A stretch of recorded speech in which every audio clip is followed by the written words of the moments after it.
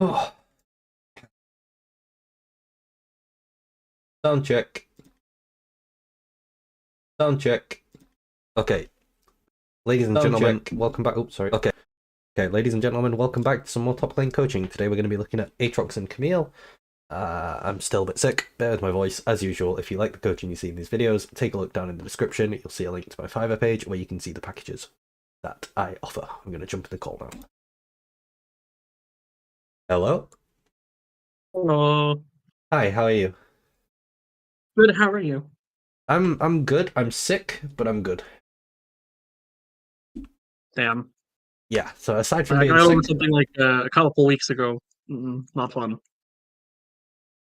not fun at all. Right. So is Aatrox and Camille, right? Yeah, I think it's just Aatrox. Just I have Aatrox? a question. Yeah, go Yeah, for it. I have a quick question though. So I've been playing a lot of K'Sante recently, and I've seen people go Grasp and Aftershock. Is there like a specific case where you want to go Aftershock versus Grasp? Um, so the best Cassante player that I know of, he's constantly challenger playing Cassante. He thinks you should pretty much always take Aftershock, and then it's just the best rune. Um, Mm-hmm. I think there are a few matchups that he takes Grass in, but I'm not sure what they specifically are. But I think Aftershock is generically the best. Um, Okay. it gives you the most damage in late game and the most survivability, and it also gives you really good trading in lane, where you can, if you land your W on someone, you can get like 2 extra Qs that you wouldn't ordinarily get because of the cooldown, because that comes from your Okay. resists. And it also just does a lot Okay. more damage based on your resists as well. That makes sense. Excuse me. Yeah. Um, That was a question I had okay, yeah. about K'Sante. So we're looking to play Aatrox, right? Yeah. Okay, what got you into playing Aatrox? What do you like about the champ? What do you think are some strengths and weaknesses? Um, That sort of thing. I got into playing Aatrox because I got into playing top lane for my university because we had someone playing jungle, and I was kind of just like, I don't know what top lane characters I should really play because I play Yorick and Mordekaiser, who aren't exactly like the greatest in that scene. Okay. So I picked up Aatrox, and I've just been really having fun. Like I like the bruisery playstyle to go in. He's also just a cool character. He is a cool character, yeah. Um, I think my main issue, I don't know if I have a ranked game where I had the issue, but it's like pushing my leads, I think. Okay. Like I don't know when I can go to like try and take the tower or when I should just chill Yeah. and back. It's a lot more macro stuff because I'm familiar with most of my matchups. Okay, cool. Are there any matchups that you particularly struggle with? Uh Heimerdinger. Okay. I hate this thing with a passion. I kind I think of, that's the if it main wasn't one. for Arcane, I think I would have forgot that champ existed. I don't think I've seen one outside of Arcane in about I've 3 seen years. like three and it makes me want to actually hate life. Fair enough. Because like Darius is I think the Darius matchup is easy. Yeah, I think it's And kind of then a skill matchup. Mordekaiser is one where I don't know how to play it. Okay. Mordekaiser is the main one that I have issues with, I think. But What? most other characters I'm kind of fine with. Shogath, kinda, because he scales really hard. Yeah.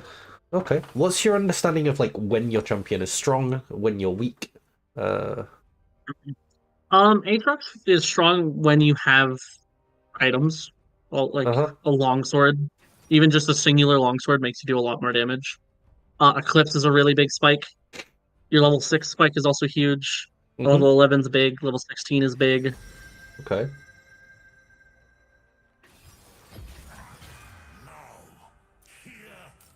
So Aatrox has this really interesting thing going on with his kit, where he kind of just has one spell, and then his other, like, aside from his ultimate, bear with my Yeah, voice, by the way, I know I sound a bit weird at the minute. you're Uh, all good. You're all good. so yeah, he kind of just has the one Ah, spell. shit. Oh, we mentioned Mordekaiser, cool. The other spells are just kind of like tools to hit the first spell, right? You're looking to pull people into the queue, or you're looking to redirect the queue with the E. So because of that, every time you put a point in your Q, it's kind of like you're putting a point in all your spells. So Aatrox spikes really hard at like level 4, and then level 5, and then level 7, and then level 9. Especially once he gets to level 9, he's like really online as a champion.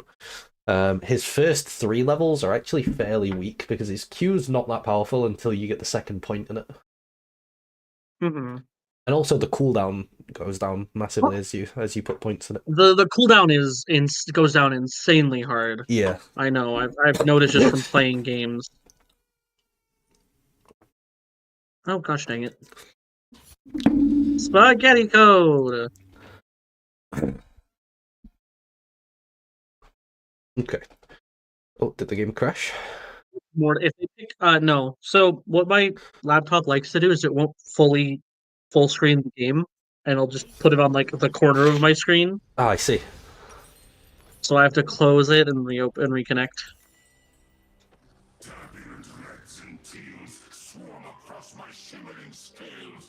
Okay. Yeah. Usually if someone picks Mordekaiser, I've just been picking Sante into Mordekaiser because that's a matchup that I like playing. Okay, cool. I think it's pretty good for Aatrox actually. Yeah. I just don't know how to play it. Is my thing. He's very I low talked mobility, to so please tell me he doesn't want you to. never leash. That's the Yeah, first thing. I know, but You don't even have to be polite about it. Like, you just don't do it. Okay. Let's for this game, what I really want to do is understand your understanding and where you're at with your thought processes and stuff. So, what are you looking to do at level 1, level 2, level level 1 is 3? just poke. It's just poke with Q. Level 1 really. Okay. I don't really look for Q3s like ever because it's just such a long cooldown that it's better to get the refund. Okay, And nice. just So playing you know about the passive here. cooldown refund. That's good. Yeah. It's just playing passive because Mordekaiser destroys Aatrox. Yeah, a lot of champs do early game.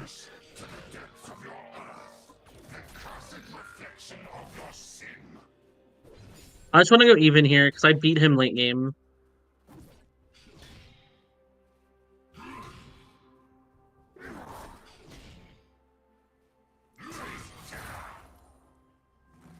Or bone plating. Okay, that's good to know.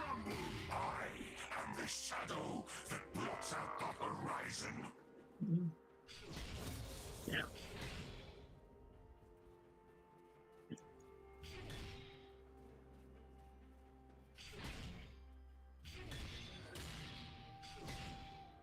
Okay.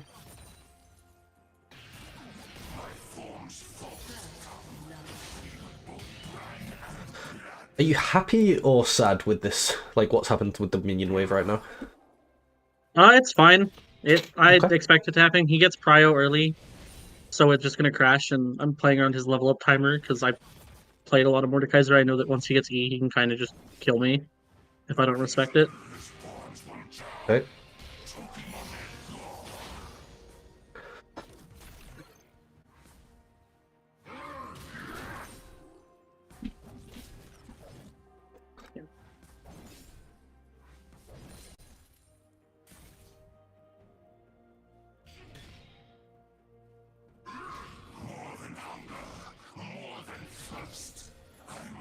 I would go for a freeze here, but I think he can break it just because he has good clearing power.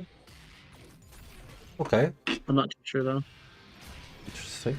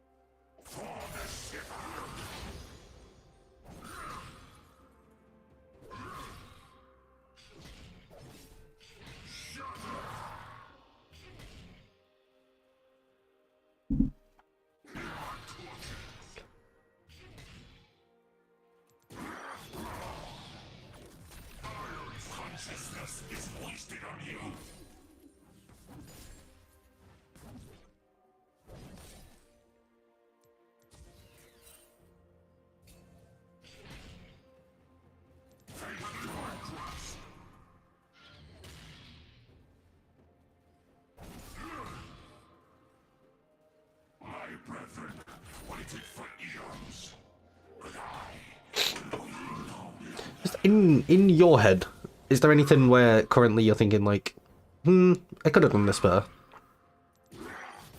Farming, like there, I Okay, miss yeah, so yeah. much farm.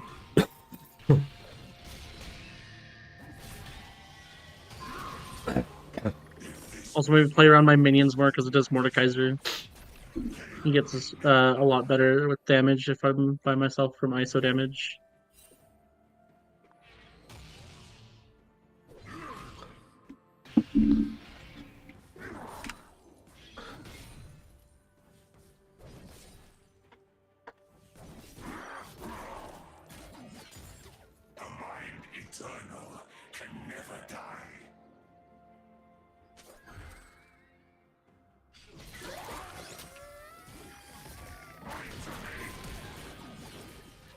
An ally has been slain.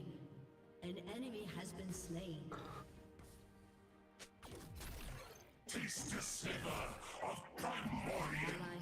You have a game plan now after that? I mean, obviously that's really good for you. Maud loses his flash and has to base. I kind of just want to try and hard push this wave so I can base. Okay. Because even if he gets here with teleport, he can't freeze this, or he's not going to. Because he doesn't seem to really want to manage the wave state. He just wants to push Okay. and just crash it into my tower.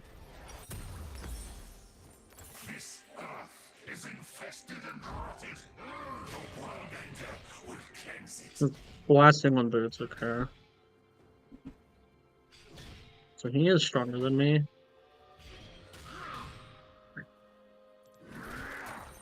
Welcome everybody in the chat. I'm very sick at the moment. You'll have to bear with me.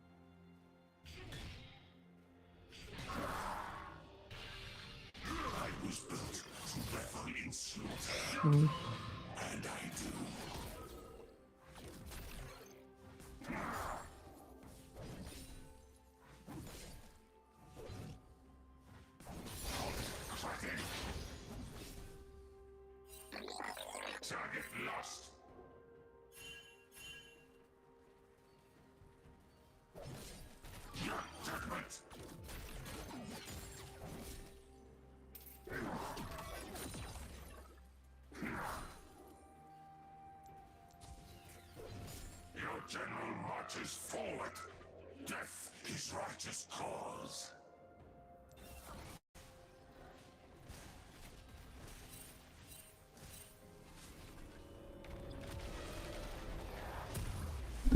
Your technology, a parody of primordial might, oversold to wealthy chumps.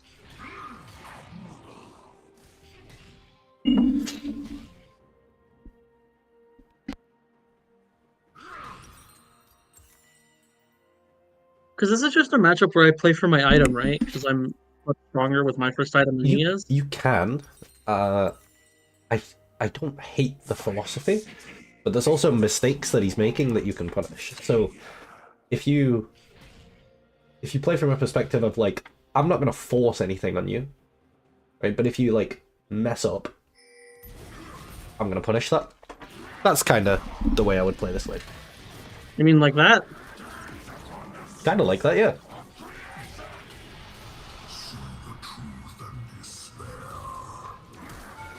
Nice.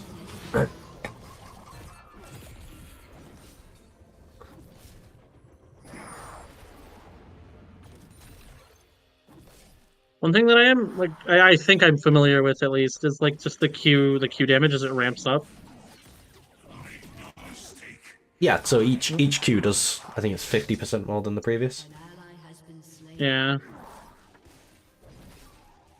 Just gonna hit that and leave. What's gonna move over here?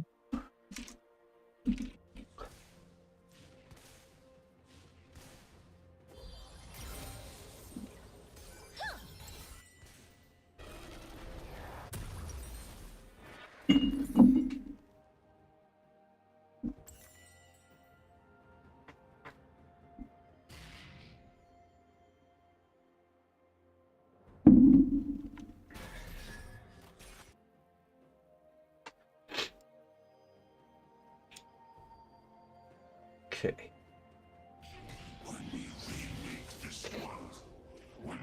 Do you have a plan as for how you're going to play your next couple of waves here?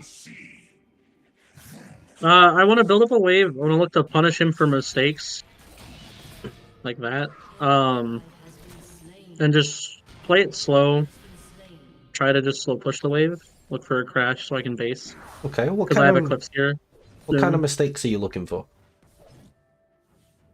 Positioning.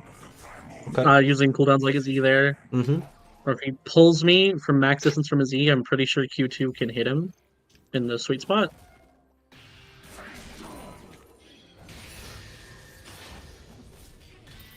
Ah, shit. That might have gone bad.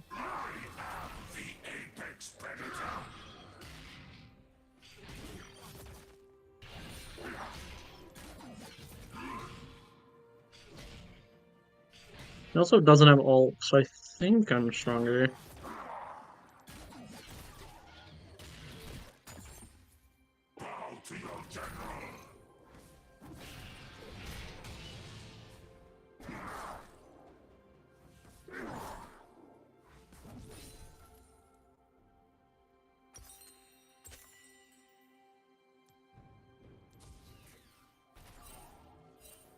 Brains are soft and tender. They burst easily. Where did he go? It's a good question. He could have punished you a lot harder for not basing there.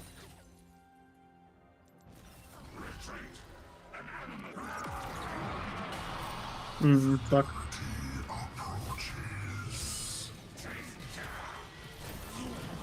Okay, he punished you in the end. Not the worst, because you can TP to lane and you have item, but... Yeah. What went wrong? I did not know where he went. I hesitated to push, I think. I think if you push that and Mordekaiser is like playing reasonable, you probably just die. I think Yeah. the problem It was goes that back, it was that trade. Yeah, it goes back further than the time that you died. It was that I took a really bad trade.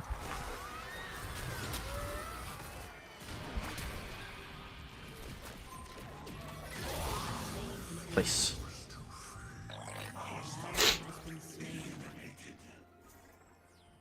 Enemy killing spree.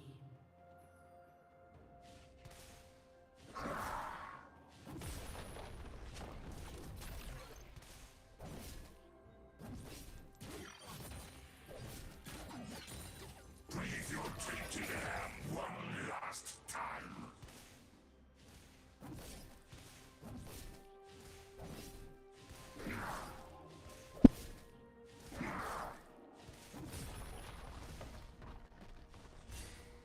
Oh.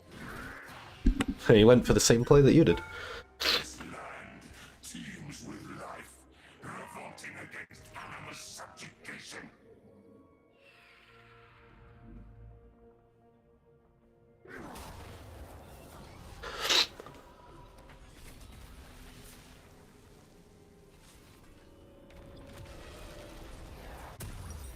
Cool. Okay, that worked. I can't fault it if it works. We cleave their churches, level their lives. And so I don't know how good merc treads are into Mordekaiser specifically, but into Oh, this they look team, I great would in that. go Merc Yeah, I'd always go Merc Treads into that team. They look Just great. everything here. I'm also thinking about maybe a Maw instead of Sterix, potentially. 100%. Moore's really good here. I have an idea. Okay, that doesn't hit. Damn it.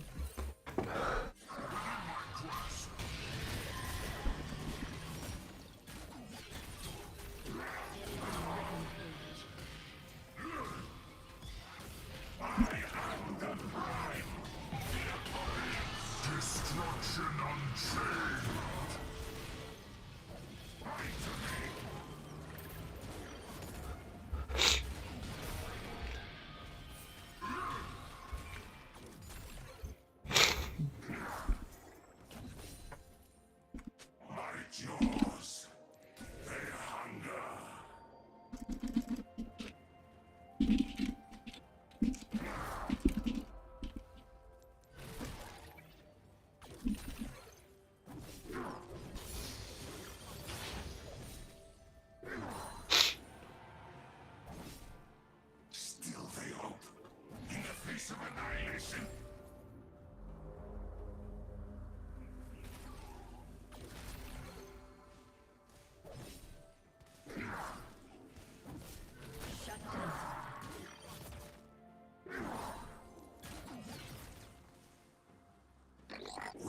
Exhaustion consumes me.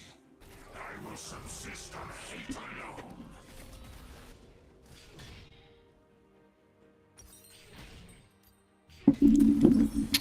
So, from obviously, I'm just seeing this game. From this game and the rest of your games, where do you think your biggest areas for improvement are? I feel like I could play my trades better, more than likely. Yeah. And just being more versed on matchups in general, because there's a lot of matchups where like I'll see the top laner pick before me, and I just don't want to play that matchup as Aatrox. Okay. I think, to be honest, Aatrox is like one of the best champs there is for just being able to play pretty much every matchup. Like, there's not too many matchups that he just can't play. Mm-hmm.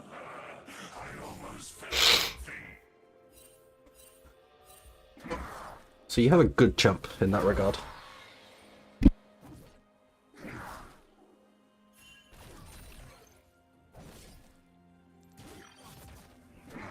enemy is unstoppable. An ally has been slain.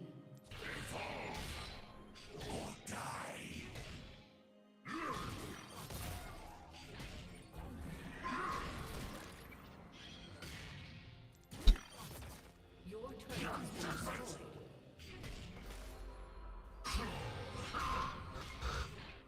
Okay, at this stage in the game, what goals do you have?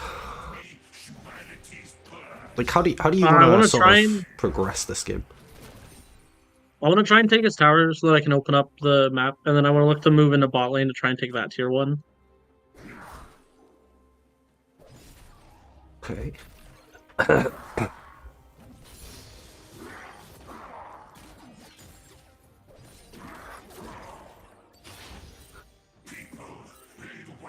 You have, right now you have teleport, right? What, do you have a plan for what you're going to use this TP for? Look for maybe a flank TP, or just look to TP to get a kill, build a lead. Okay.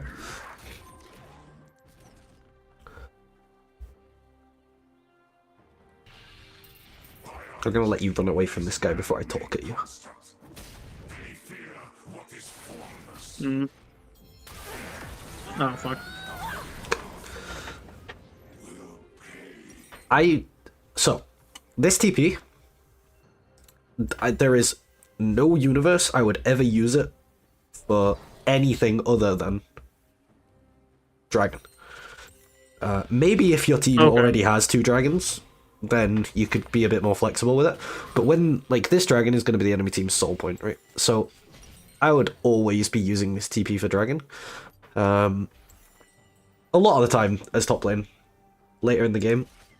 What either you or Swain is going to have to deal with this top lane side with. And while you're doing that, you can't, like, you physically cannot be present at dragon. It's impossible to be in 2 places at once. So you want to have your TP up to cross map. Exactly, Dragons, yeah. exactly.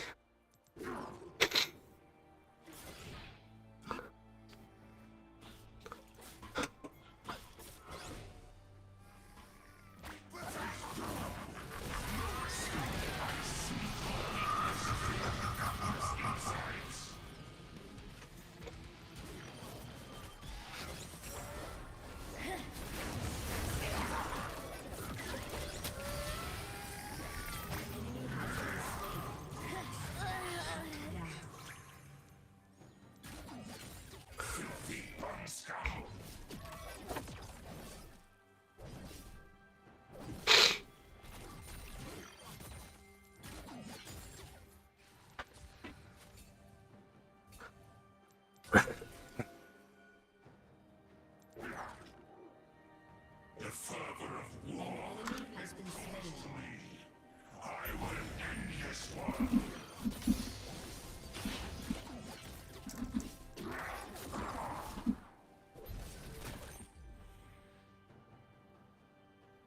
Want to go cleaver here into this Mord?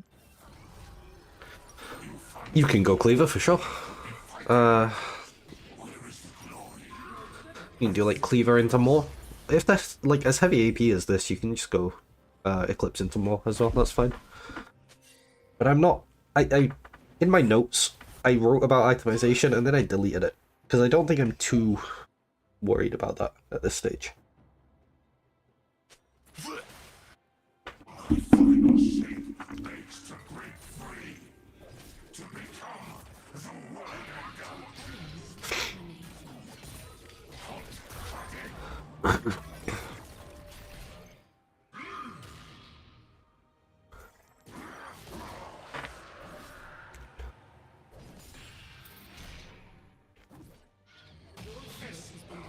Is infested and corrupted.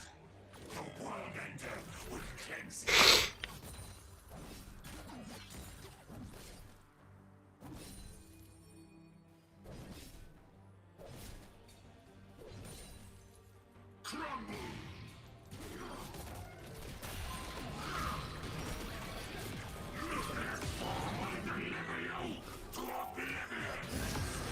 Nice.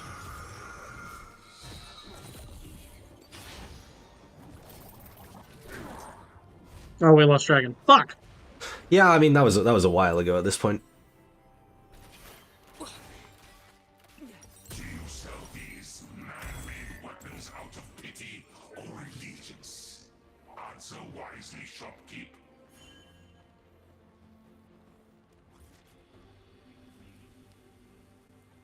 That's a catch.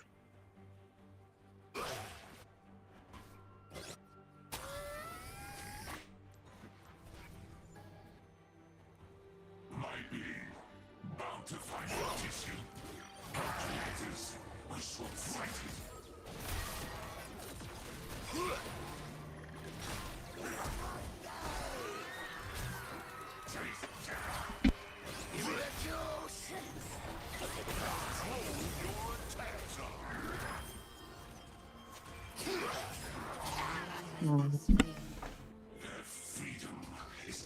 Okay, that Tom Kench is insanely strong. Is that their support? Yeah, the Vayne also scares me.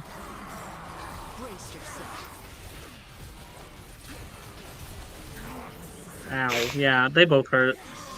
Yeah, that's a 2-item Tom Kench and a 2-item Vayne. Yeah, I'm more confused about the Tom Kench. Like, the Vayne makes sense, right? You win in lane as bot lane, you're gonna have 2 items. Why does the support have 2 full items? And they're not cheap He items has either. 6 skills. Yeah. He has 6 skills. Why is Kench a support character?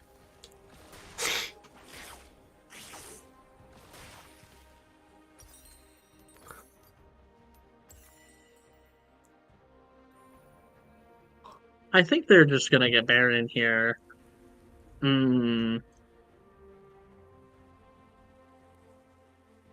Campaign. Okay. I'd still do your best to win, right? But I think for most of our reviewing, we're not going to be looking at the portion of the game that's about to happen. I think the portion of the game that has already happened is going to be way more important for you than anything we could cover for the rest of this game. The early game. Laning phase and then, like, the very beginning of mid-game. Like, mostly laning phase. Because the majority of stuff you cover in laning phase as well translates pretty well into the rest of the game.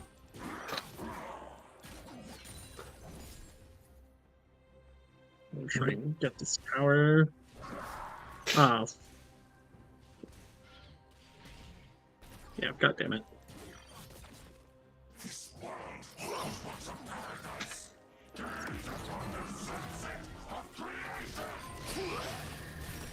Oh, there's a Lux here. Okay.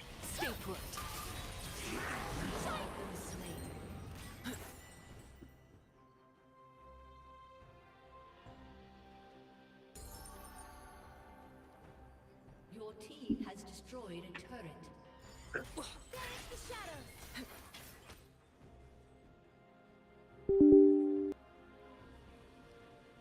Enemy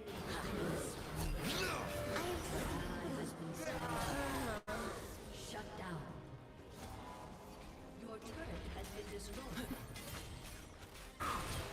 Oh wait, everyone's dead. Killing spree. So yeah, I wouldn't worry too much about this. For climbing as a top laner and winning games as a top laner, there's 2 steps. Step 1 is winning your lane. Step 2 is translating that into the rest of the game. Really need to focus on step 1 right now. Obviously, you're not, even after we focus on it, you're not going to win lane every game, and then it's about how do you play from behind. But I really want the emphasis of this session to be on getting to a point where you're, let's say you're winning your lane, you know, at least 7 out of 10 times.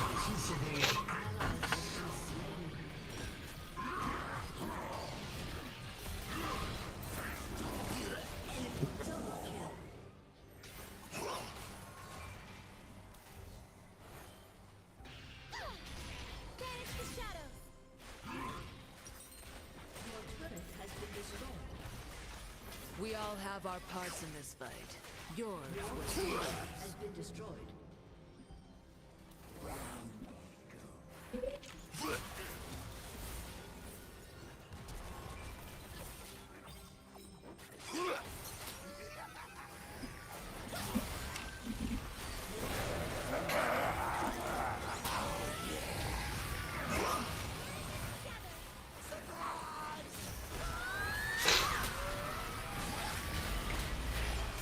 Humanity will not prevail.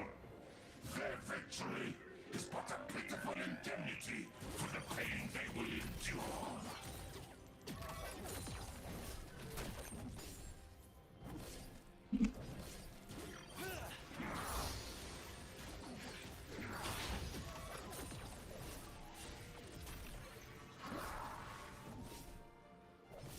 Such primitive tactics.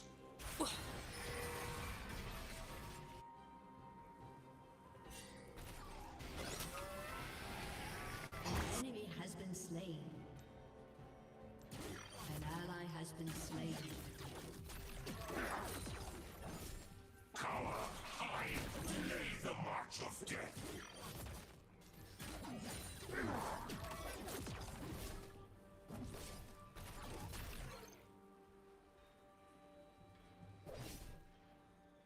An enemy is unstoppable. The good thing is, as much as I'm not too concerned about like philosophically how we play out the game and sort of the strategy of playing out the late game at this point, you're still going to have very defined things to be practicing in the mid to late game. I'm not going to leave you with like nothing to do in that stage of the game. It's just going to be very similar stuff to what you're looking to do in the laning phase as well.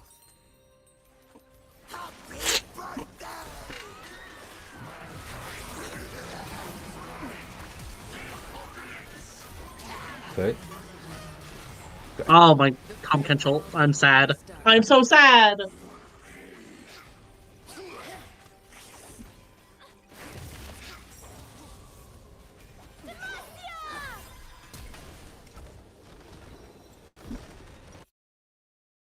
Okay, so honestly, like that's a pretty good first game from my perspective.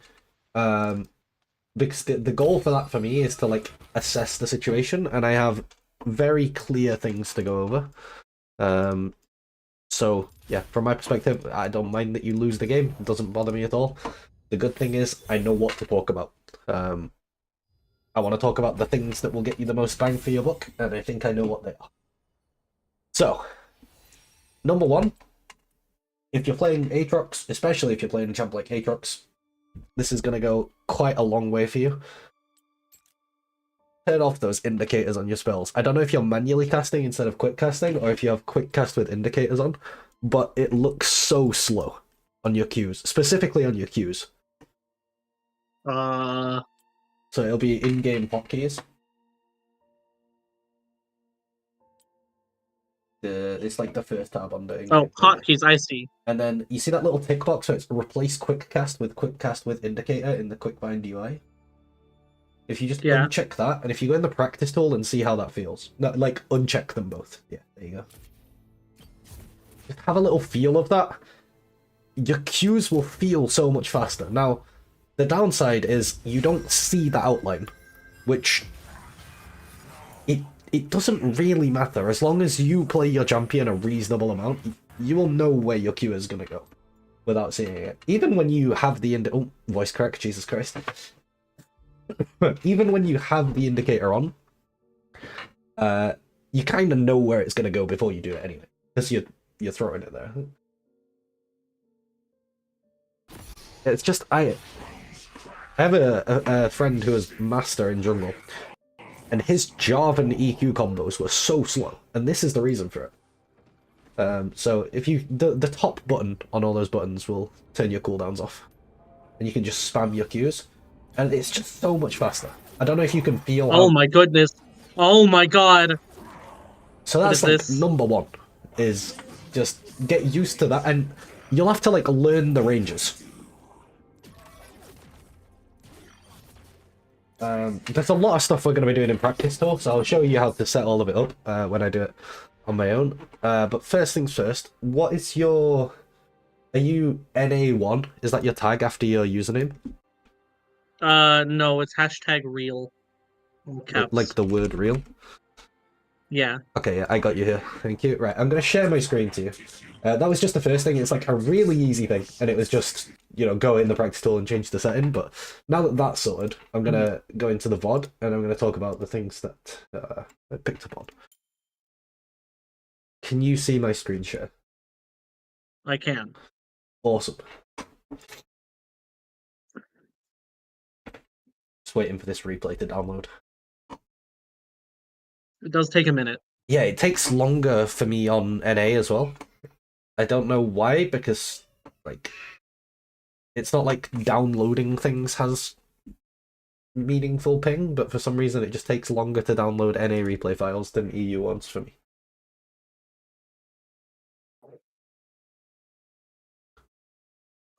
Okay. Alright, so I actually quite like your mindset of playing like a style where you're not trying to force things as Aatrox, because like your champ isn't the strongest in lane. There's a lot of champs that are stronger than you, and in a bit I'm going to go over some sort of lane positions that are good for you and lane positions that are bad for you, and how to set them up and how to avoid the bad ones. But for now, what I want to talk about is, you remember when I was saying, okay, we're not going to force anything, but we're going to punish his mistakes? Yeah. So this guy makes a lot of mistakes in lane. And what I want to do is help you notice them, and then explain how you can punish them. So, if you just walk up to this guy and fight him, first things first, I would never drop this ward. It doesn't actually help you that much. No. I've gotten so used to doing it against like Darius's and wards who I feel like are gonna cheese me level 1. Okay, yeah, against Darius, like Darius, Fiora, Vayne. Okay. These, well, like most range top, you can do this. But unless they can actually like threaten to kill you at level 1, I don't think Mordekaiser's nearly strong enough. I think maybe you're thinking his champion is stronger than it is at level 1. His Q has an 8-second cooldown. It's very long. So like he can kind of Q you and alter you a bit, and then that's kind of it for the next 8 seconds. Now, the mistakes he's making are the kind of mistakes that... I just had to take a drink because I felt like I was going to die. They are the kind of mistakes that you want to be looking to force. So you can kind of put pressure on people in a way that makes them make these errors. So for example, he's going to make a mistake right here. That's a mistake. This Q is objectively a mistake, because now you have 8 seconds where you have your Q and he does not have his Q. And this is level 1, so the only thing he has in the entire game is Q. The only thing you have in the entire game is Q. I guess technically you both have passive, right? And passive is something to consider as Aatrox, but your passive will reset by using your Q. If you walk up right now and you just fight him with all 3 of your Qs and then back off, as long as this doesn't take 8 seconds, he has no spell. Do you know what I mean? Yeah. So this is a mistake, and the way I'm saying that you can force this is, like, you kind of did, but it didn't look the most intentional. Sometimes you can, like, walk into a spell's range on purpose and then walk out of it and see if they throw it at you and miss, and then once it's on cooldown, you can go in. But putting his spells on cooldown is the biggest thing that you can punish. For example, you just spoke about the Darius matchup, right? I can't spell today. Neither can I. If On a normal day. If Darius walks up to you and you walk into range of his E, but then you backstep and he misses the E, this doesn't hit you, all of a sudden, you have so much freedom to trade on this guy because he's Darius with no E. So you can just play at range with your Q and your W and your Q2, even your passive auto, and then you can dash out and stuff like that. And he can't really do much about it because he's so reliant on his E. Same with Mordekaiser, right? If he misses his E, this is an 18-second cooldown. It's crazy how long this is. So I don't expect anybody to know every cooldown in the world. That's impossible. Even I don't know that, and I've been playing for like 10 years in Diamond Plus. What I do when I go into a game, let's say I'm about to play against Mordekaiser, right? I'll just go Mordekaiser lol in Google, and I'll open the first link.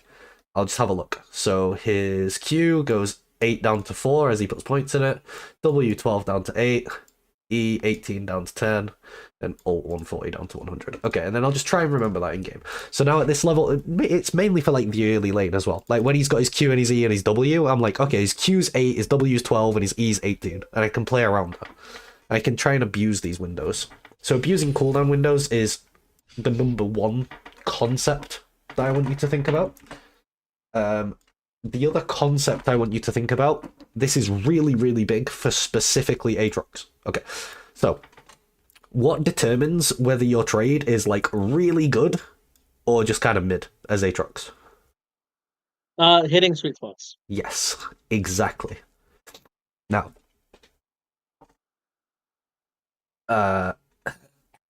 what's like, do you know like the standard Aatrox combo? I know W Q2 into Q3. I don't know if that's the standard one though. That is like, that's like the last 75%. The only thing you missed was your Q1. Your Q1 knocks them up, so that makes sure that your W hits. And then you'll see which way they try to leave your W, because they'll try to either go out to the left or out to the right of your W.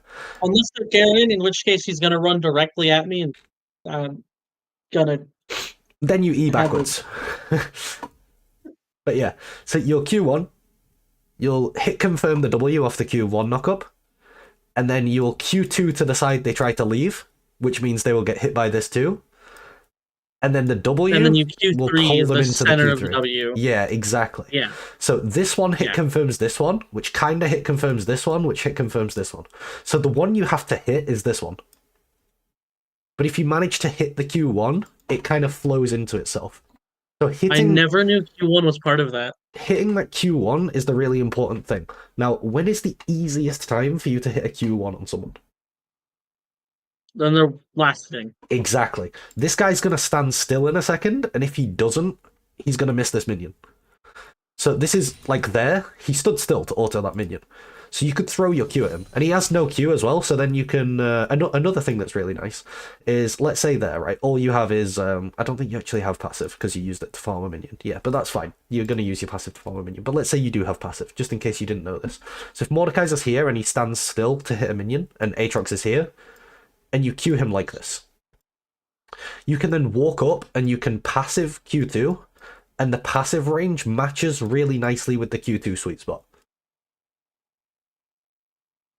So passive Q2 is something that you can do a lot. Like, let's say you want a quick trade, right? You just Q1, passive Q2, and then you have the option to like E out if you need to get away. This is something that's like really nice into like Garen, for example. You can Q1, passive Q2, E out. But I'm gonna be a big thing that I want to go over in this session is gonna be like character control and your combos and stuff like that on Aatrox. Very like Aatrox specific rather than top lane specific, because I think that was the biggest thing that I was picking up on. But yeah, so that is actually really good. You just got a free Q on him, and here, like if you wanted to, I don't think his Q is on cooldown, so it's fine. Yeah, I think he has Q, right? Yeah, he does. Okay, so it's fine to like you just take the Q. This is good. You pop his bone plating, you just get a free little bit of poke. Let's say his Q was on cooldown, you could just walk up and passive Q. You don't actually have passive yet, so I'm kind of trolling, but you get the point. Sometimes, like when you land a Q1, you can think, can I passive Q2 off this? Maybe. That's really good again. You backstep his Q. Now he has no Q. You also have no Q, but you could probably just walk up and passive auto him. Okay. Anyway, that's two concepts. So one, you have abusing cooldowns, and then number two, we have Q1 on last hit. Number three, I'm bringing this one up because it will get you easy kills and it will make you die. It will get you easy kills if you do it right, and it will make you die if you do it wrong. What is the biggest power discrepancy between two top laners at any point in the game? Or like at any Experience? Yeah. Like the Level up timers? Exactly. The difference between Aatrox 1 and Mordekaiser 2 is huge. And then likewise, like Aatrox 3 versus Mordekaiser 2 is huge. And then, even 4 versus 3, 5 versus 4, these are big. And then 6 versus 5 is like 1 versus 2 again. It's really massive. 1 versus 2 feels like the biggest one in the whole game. Like, there's nothing you can do. Level 1 versus level 2. So, do you know when your level up timers are? It is so. In the first wave, if you take 2 casters, 3 melees, the next melee will give it to you. Or if you just take the full wave and 1 minion from the next one, will give it to you. Perfect. Do you know level 3? Level 3 is the first 3 waves plus the first 3 melees of wave 4. It's the first 2 melees, but pretty much right. Oh, it's the first 2. Yeah. Okay. Very good. And the other big one, like the rest of them, I normally just do off of feel or off of looking at my XP bar because it tends to get a bit wonky. Sometimes you miss an XP on a recall or something. It's by that point it's hard to tell. But there is one more level up timer that you can really abuse. Do you know the early level 6? I think it's 2 full cannon waves plus all the other waves, isn't it? Or is it? Yeah, so the wave that arrives to the lane at 5 minutes, if you have missed no XP whatsoever, then this wave will exactly get you level 6. If you've missed even one caster minion, you won't get level 6 off this wave.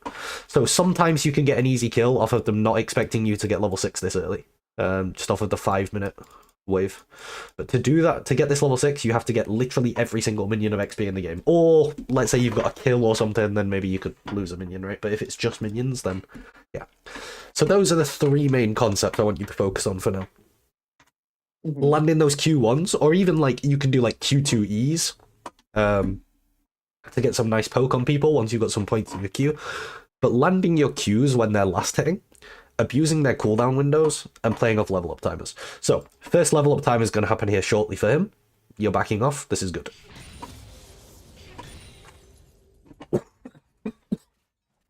Excuse me. Sorry I don't think I for lost dying. a single minion for that too. That was Yeah, great. it's good. It's a really good position, and a lot of the time you're going to find yourself in this position as Aatrox, getting pushed in early.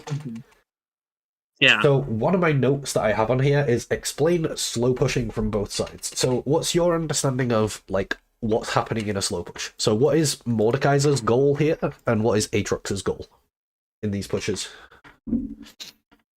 His push would be to crash to base. Mine would also be to crash to base. That's what slow push is for. It's for the cheater recall, right? Yeah. So a slow push, when you crash a big wave, you get a ton of tempo. You can use that to recall. That's certainly something you can do. Now, You can also use it to roam. yes, you can, exactly. So that's one way you can free yourself up with time to do stuff, right? It's like time to roam, or time to do an objective, time to recall, etc., etc. There's something in particular for Aatrox in this spot that he definitely, absolutely, under no circumstances wants to do. Like, Aatrox is really trying to avoid something happening. Do you know what that is? Is it a dive? Well, I mean, that's a pretty good shout. Like, Aatrox does want to avoid a dive, and what I'm talking about is like the precursor to that. So, is this an easy dive for the enemy? Yeah. If they were both there.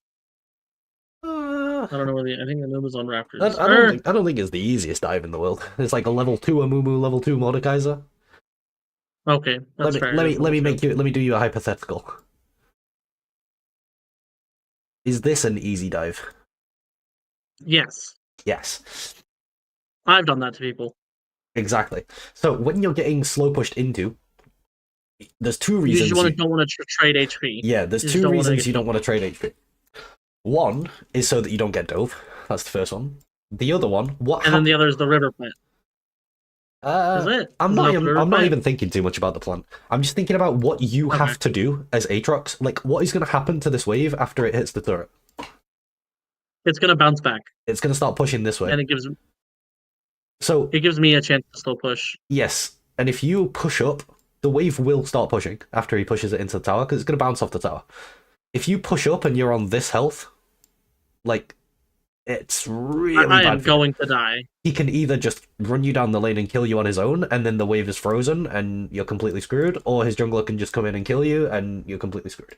So when you're getting pushed in, the only concept I really want is you just don't want to lose your health. You just want to keep your health as high as possible when you're pushing in, and then likewise when he's getting pushed into, like, if you're pushing into the guy and you can chunk him out with your Qs, you can land poke on him, that's great. Because then you have the option to, when this wave crashes, if your jungler's there, you can dive him. Otherwise, you can just recall, come back to lane, and he's going to have to push with low health, and you can try and kill him. So yeah, I don't want to go over too many conceptual things, but that's definitely one of them.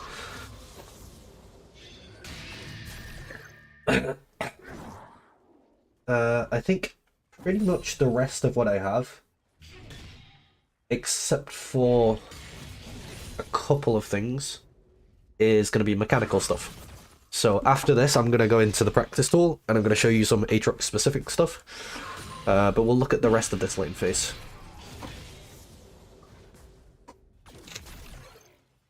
Okay, so this is really nice for you. You're kind of just chilling.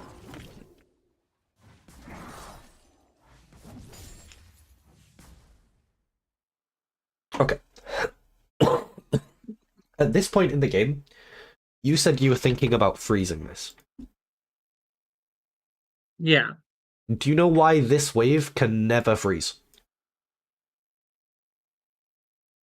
Because it's equal in minions? It is equal in minions. If you went AFK and he went AFK, what would happen to this wave? It would push, because once they get through the melee minions, they run into tower range to kill the casters. Okay, if you went AFK and he went AFK and your turret was permanently disabled by volley barrel, what would happen to this wave? It would freeze? It would not freeze. It would push this way. Huh. The reason it would push this way is that for a sizable amount of time... Oh, what is my camera doing? For a sizable amount of time, this would become essentially a... What is happening? My pen is huge now. My camera went weird and then my pen went weird. This would become a 12 versus 6 in terms of minions. Because the distance your minions have to come to join the fight is this, and the distance his have to come is all the way down here. Because the fight is happening closer to your base, your minions get reinforcements faster. His have to come all the way down here, so his minions are still walking while yours are already hitting. Does that make sense? Yeah. So the position of the wave determines which way it's going to push, as well as the number of minions. And a freeze is when the position and the number of minions are in equilibrium. So for it to freeze here, you would need an excess of 4 minions on his side. I don't want to go too deep into freezes. I just want you to know that if the wave is even, it's going to push, like, away from where it is. Because of that. Because the reinforcements arrive quicker. Because you might have ended up in a position where you might, like, recall here, expecting this to freeze, and you would come back and it would be up here and all the enemy minions are dead and you just lost all your farm. Because this is pushing away from you. Okay. Generally, when you're slow pushing, or when you're pushing, I would look to just slow push, build as big of a wave as possible, and look for your really good trades. Really focus on your trades. So, you know, right now, if this was a better Mordekaiser player, what I would be trying to get you to do would be to, like, walk up to hit this CS, but kind of fake it and look to dodge the spell, and then maybe last hit. But he seems to just be letting you get this minion. Yeah, he let me get away with a lot of things that I shouldn't have. So, for example, here, right?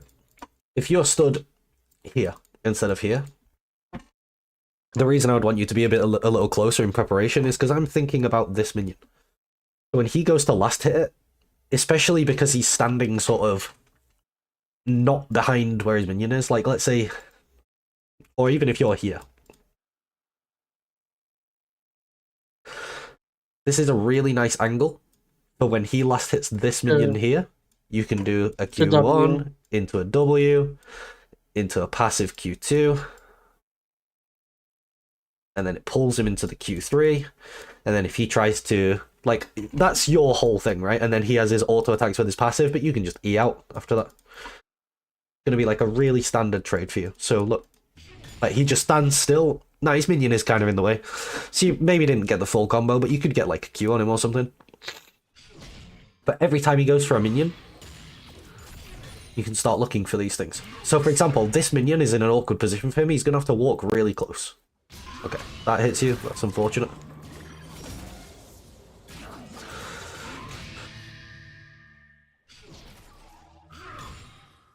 But yeah, this is the main thing that I want you to focus on for now, is these timings and getting your trades as good as possible.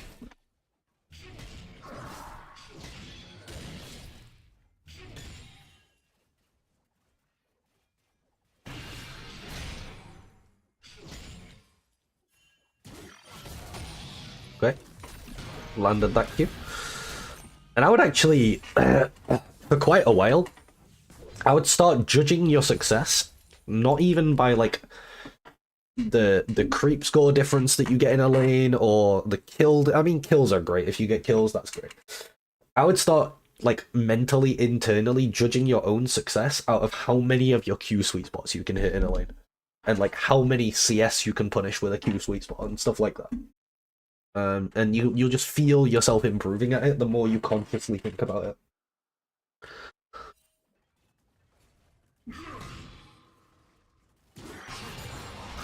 You'll also start to get a feeling as to how much damage you're going to be able to do with these combos. And Aatrox is a champ where like you land 2 or 3 of them in a row and they die. Yeah. Especially cannons. This guy will walk up to last hit this cannon. Like there is no top laner below, like I don't even know, because it's weird. Like there's no top laner below Diamond that even considers that not taking the cannon might be a good play, and then there's no player above Diamond who doesn't have enough of an ego to actually drop it. Like, so I think you just hit everyone with a full combo. Like people are more likely to try to get it and sidestep your spell than just give the cannon. So, like, you see what I mean? Like, this guy will hit this cannon. So if you're, you know, like here or here or here, just in range to Q him, there's no minions in the way as well. This is like a good setup for a combo from you. And this is the timing is just based on the minion health.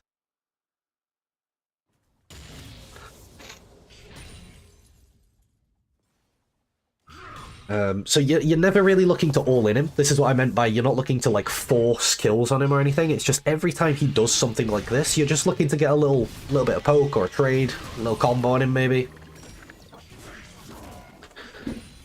Aatrox is a champ that really likes to sort of grind people down in the lane.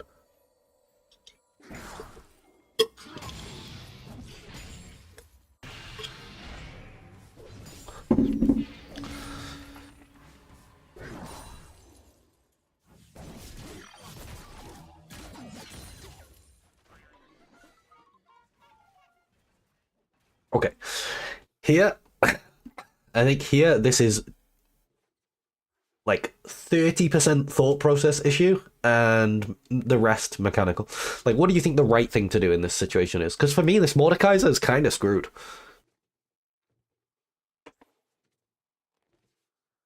Q flashy. I wouldn't even flash on him yet. The main thing for you is just click up the lane. Like, the only way for him to get out is like this. So if you just cut off this way, you start sort of going here. But if he goes this way, he's dead anyway. The only way he can actually go is to his tower. If you just walk towards his tower and make sure that you're going to be in range to hit him. You see what I mean? Like, now you're not really in range, and then you have to, like, E... You You actually don't E into range. But you could already be like here or here.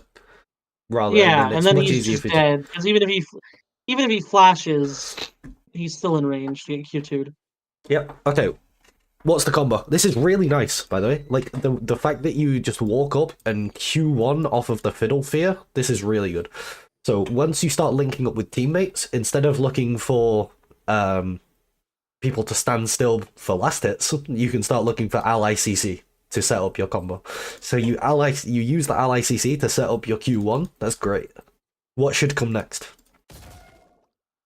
W. Yes, exactly. And you'll notice that now that you've got these indicators turned off, your Q1 into W is going to come out really quick.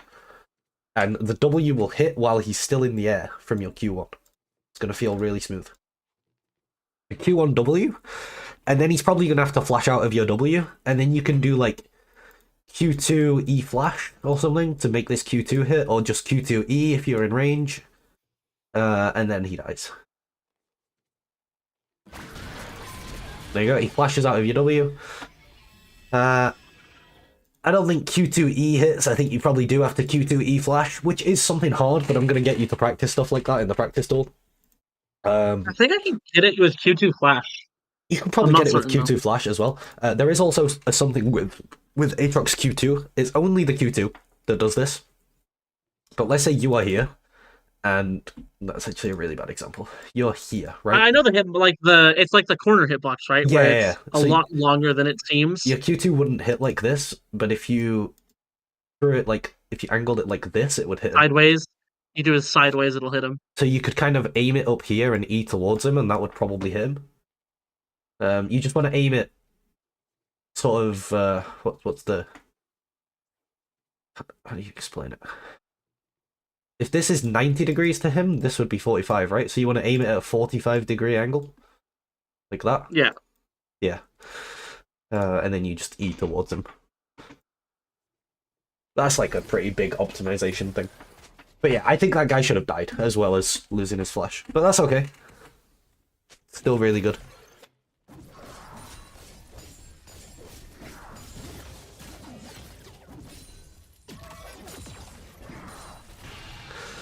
Now here, you kind of disrespect him a bit. If he wanted to, he could freeze this wave. The way for you to stop him freezing this wave is you just walk at him and make the wave go into the tower. Yeah. But luckily for you, he just chooses not to, which is really generous of him.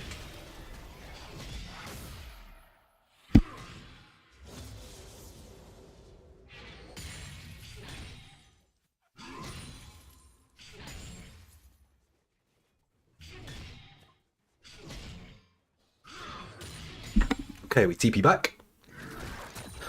And now I would say it's back to just the same thing. So, I mean, that combines the two things, right? He stood still here.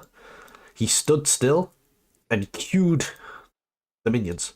So his Q's on cooldown. And he's standing still for you to land a nice little Q1 on him. That's like a perfect time for you to, like, this guy just gets chunked out there.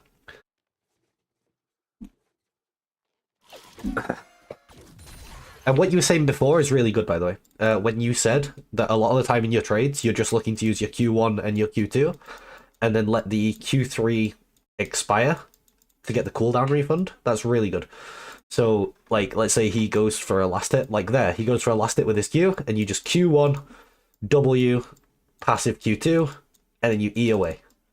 And then you get this cooldown refund because you let the Q3 expire. It's a perfect little trade. Really hard for him to follow up on. He's CC'd for most of it. And even if he does land a spell on you, you get the heal from your passive, and then you just E away.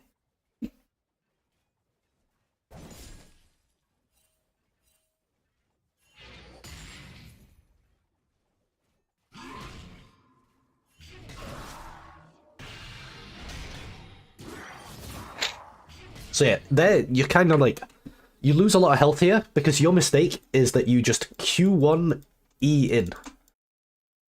With there's no like, it's not a timing where he's last hitting, his spells on cooldown. And also, just in general, you don't really want to be in his face. Aatrox is kind of like a mid-range champ. He's not really ranged, he's not really melee, he's sort of somewhere in between. The only time you really truly want to be in melee range is if they are 100% gonna die, or you're using Q3. Because Q3 is very low range.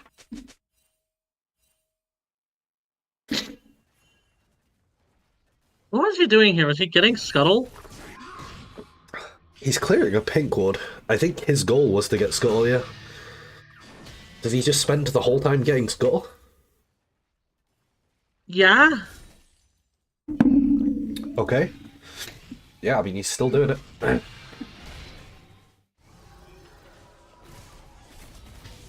Pretty sure the Scuttle gives less gold than the cannon minion. Certainly something.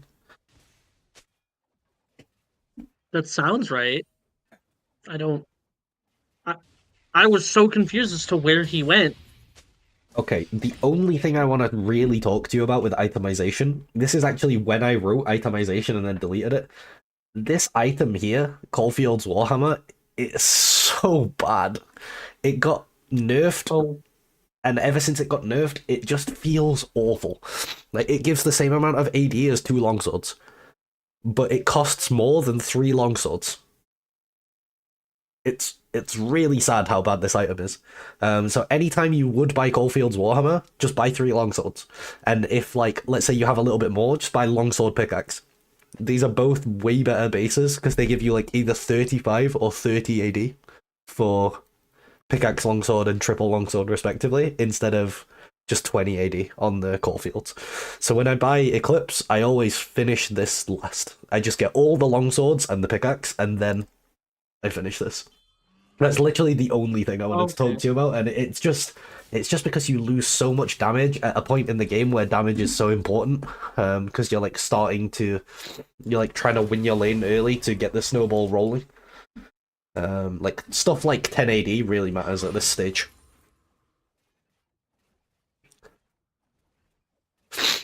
Okay, so that was perfect, by the way. Perfect Q. He stopped to last hit. You Q'd him in the face, you can W him here, and then you can walk up and Q2 passive him, and then you can, if he tries to use his E to pull you in, you can just E his E. That would be a perfect trade. So, I mean, you know, the trade's still good for you, even though you don't do everything exactly right. But this is just, like, you walk up, you do a perfect Q1, and then you just commit, and he dies. That's a really nice Q as well.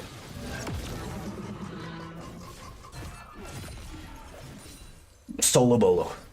Awesome. We want to get more of those.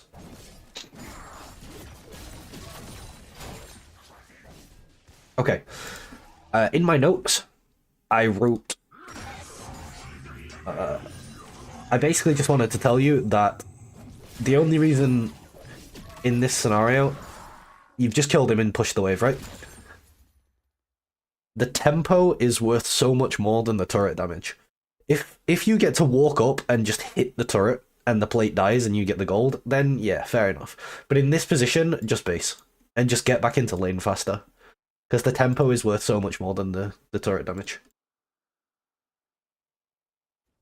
I didn't know if the plating would drop from minions, so I just wanted to make sure I got the gold if it did. The thing is, sometimes if the plate's gonna drop from minions, as long as you know the jungler's not like in your lane, you can just base here and let it die in proximity. You don't actually have to hit it as long as you are in this circle. You can just base in that circle if it's gonna die. But like if he pushes this, it's gonna hit your tower. But if you were back earlier, you could maybe hold it and get a good trade on him. Not too worried about wave states for now, though. But just in general, I would avoid overstaying. It also puts you at risk of dying to the jungle needlessly.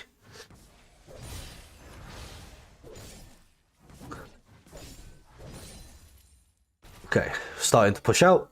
He's gonna have to stand still soon. Okay, getting a little Q on E onto him. I like what you're going for there. Actually, it's kind of fancy, but it's cool. You're trying to get him to pull you in so the Q2 hits. I like it. Okay, there you kind of just clicked into his face. This was troll. Yeah, that's just This was troll. one bad click where you clicked in instead of leaving. You take a lot of damage. This is kind of what I was talking about before. Aatrox wants to play, like, if Maud stood here, Aatrox wants to play, like, here. Not here. Maud really wants Aatrox to play here.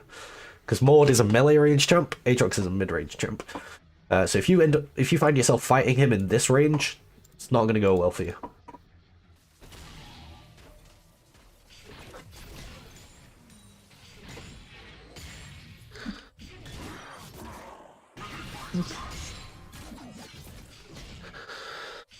So you lost a ton of health now. You're gonna have to take really careful trades, really careful good trades until your health comes back. The other thing you can do is just try to farm until your TP comes up.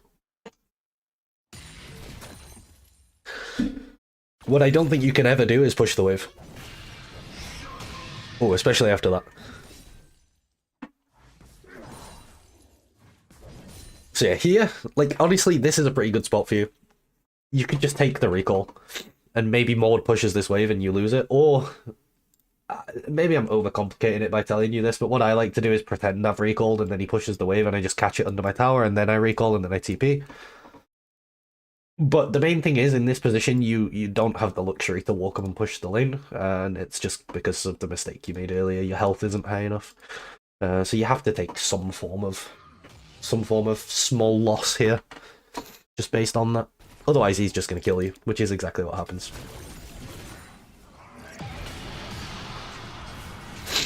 You put up a valiant fight in the ult.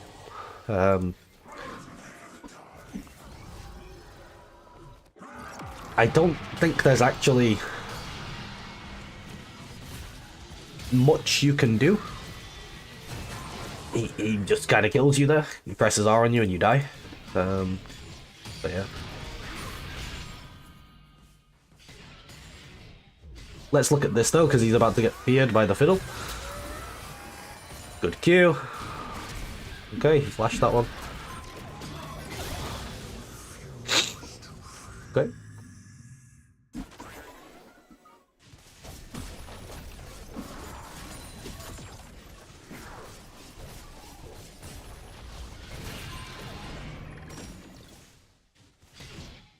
And then we had this little ring around the rosies where you managed to escape, which was kind of fun. Now, I generally class laning phase as ending when the plates drop, which is going to be like 14 minutes right now. At this point, I would say it gets into mid-game. Now, your mid-game game plan, I want to keep it really simple. Do you know what your mid-game game plan is? Secure dragons, push my lead, get tier 1. Getting tier 1 is great. Why is getting tier 1 so good? Because it opens up the map and allows us to start invading the enemy jungle to take camps away from the enemy jungler. Yeah, that is true. It does like create new ways that you can move, so like through here or through here. But there's something even more important than that, and it's in the same vein. I call it opening up the map. But you know how like you push the wave into the turret and then it gives you time to recall? Yeah. But It gives you more time to recall. yeah, more time to recall or more time to roam. Because the time it takes for these minions to come back, like to push back, it has to push more waves. It has to come all the way from here, all the way over here, and then all the way through the lane where it normally would. So the time that you're able to like go and do something else is much longer, and assuming you've played your lane well and you have a lead, like even here you're not weak, right? This wasn't the best lane, but your Aatrox 2-1, you've got your Eclipse, you're pretty strong. If you have the ability to move around the map and start affecting other lanes, now your bot lane got absolutely shit on. The Tahm Kench was a complete demon. That's not your fault. But if there's a world where you have the ability to move and like get his shutdown, the odds of you winning this game goes up massively. And the way you enable yourself to move as a top laner is by pushing waves deep so that you have like good time to move around the map. So TLDR, your mid-late game strategy is going to be push waves and then go do stuff.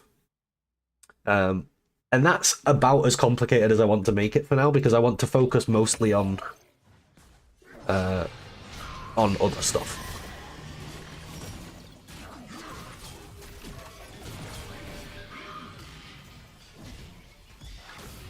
Okay, let me go into practice tool, and I want to show you some Aatrox stuff. I'm gonna go. Give me 1 moment. I will be right back. Yeah, no problem. Take as long as you need.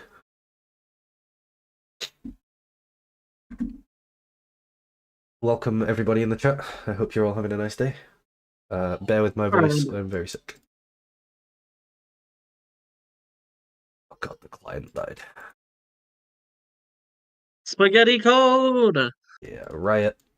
Doing Riot things as usual. Rito Games spaghetti code.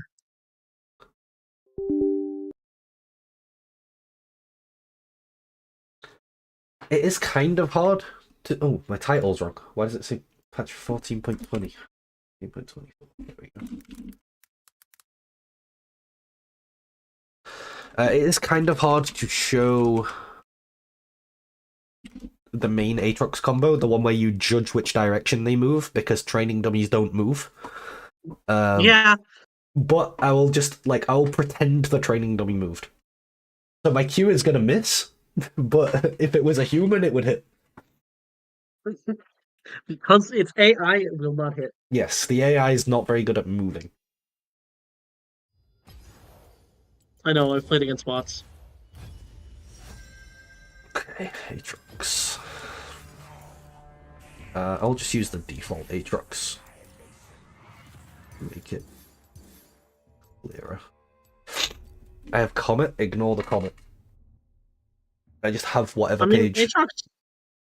Aatrox goes Comet into range. He does sometimes, yeah. I just have the page that I played in my last game, whatever that was. Okay.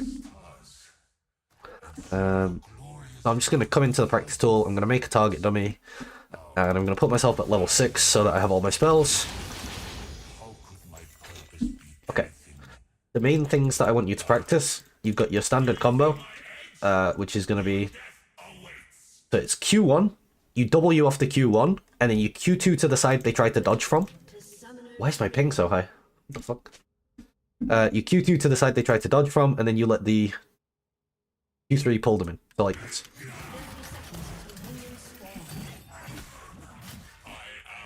So you see how, like, if the guy tried to dodge to the, like, up, out of the W, the Q2 would hit him. If he tried to dodge down there, it would hit him.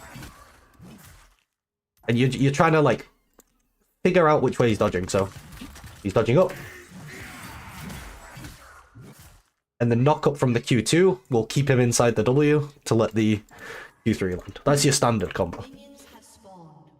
Couple of things I want to cover. You are here, right? Because you said yeah, I'm here. A couple of minutes. I'm here. Okay, good. Let's say I want to W this guy. Obviously, that's not going to land.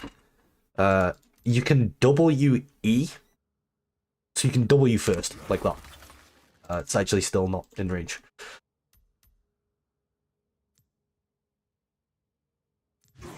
Like that. To extend the range, you don't have to EW. You can also EW, but it's a bit slower. It's like how you can ult with RA to land Charm. It just buffers it. Yeah. Okay. What you can do a lot of the time is from this distance, you can do like QE. Okay, that's not a good example because I was out of range. But you can Q1E, Q1W, Q1EW, sorry. My brain isn't working. Like this, and then into this. That was one other thing I wanted to show you. If you land a Q1 on someone in lane, you can walk up on passive Q2. And the range just works really nicely with passive Q2. So you can get into the habit of doing those. It's a really nice little combo. So let's say this was that Mordekaiser, right? And he stood still on a minion. Boom. Oh, he's trying to E me, I dash out. There you go. Nice little trade. Not too much you can do about that. Or you can go for the full one. Then you can also auto-attack between your Qs if you wanted to absolutely maximize damage. Which is what I was doing there. Last thing is going to be some Q flashes. So just getting used to the range of your Q flash like that. setting up training dummies and trying to... you can either try to do the Q3 flash or the Q2 flash, and just getting used to hitting both of them. Q1 flash you don't do very often, but you can also practice that. Q2 flash I would practice a lot, getting used to hitting them. It's pretty similar actually to the E, like the Q2 E. The flash is only a little bit longer. Okay, that's... I'm blaming my ping. I pressed Q2E, and just the E didn't go off. There you go. Well, I love when it does that as I'm mid Q2 and I'll E and it won't, and it just won't. But you'll notice all of these feel a lot smoother without the indicators.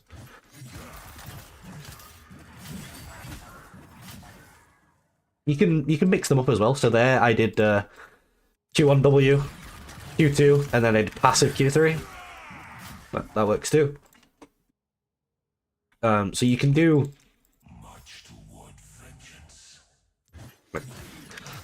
As well as passive Q2, you can also do passive Q3. That will also hit the sweet spot. The only one that you can't really do is passive Q1. So if I walk up on passive Q1, this guy is going to miss. Yeah. I guess one final thing to cover is that in a lot of matchups, like let's say this is Mordekaiser and he pulled you in, you can do stuff like this, which is really useful. You just Q1 him and E backwards.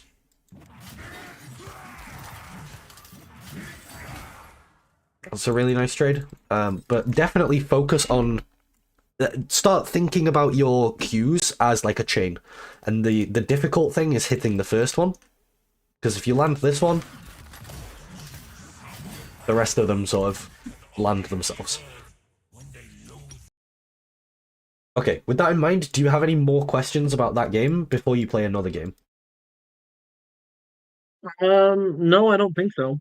Okay, I want to consciously talk to you about these things that we've covered while you're in the next game.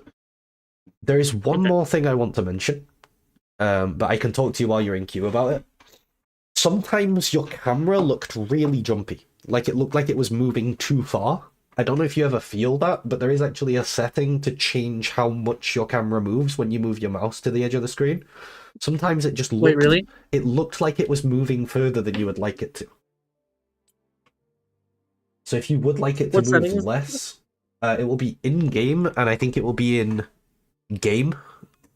And then camera move speed mouse.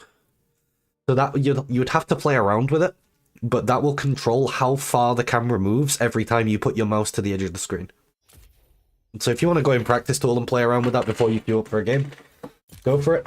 I was watching and I thought it looks a little bit like your camera's just moving a little bit too far for you. And also, if you want to very quickly get a good camera angle, you can just press spacebar.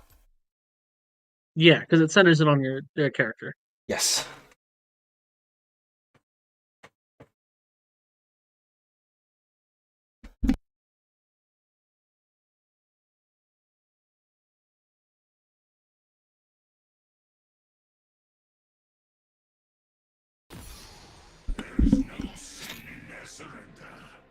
Villages, armies, empires, all have crumbled beneath my heel.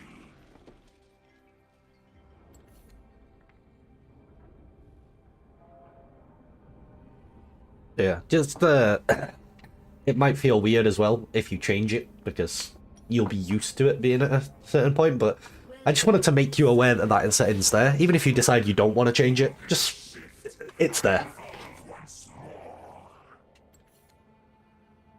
30 seconds until minions spawn. And if you want to reset it to default, the default is 50.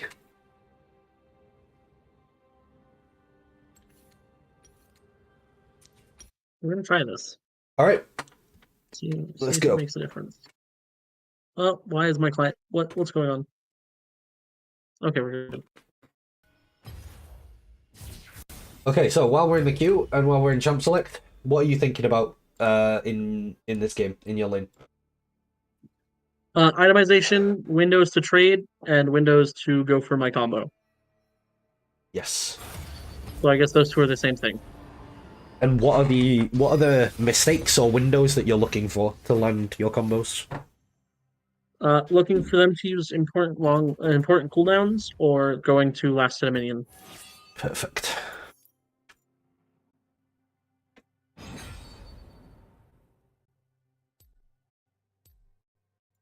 Oh, I forgot a mechanic that I should have shown you.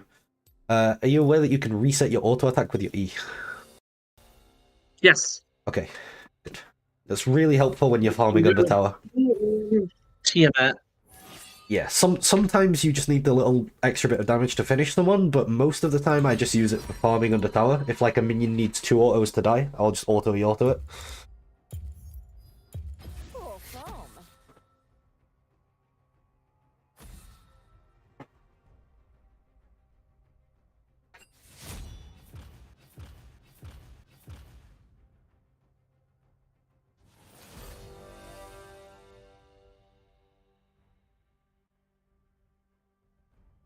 Please don't tell me that's actually LeBlanc jungle and it's Echo jungle. Yeah, and I'm there's a assuming field. they're swapping.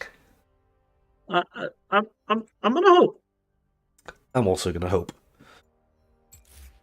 Uh-oh. Oh. What does that support?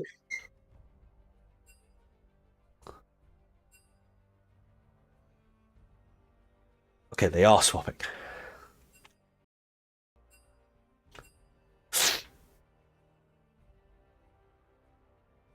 We have a Malphite support. And I don't know how that's gonna potentially go. a LeBlanc jungle. That's fine.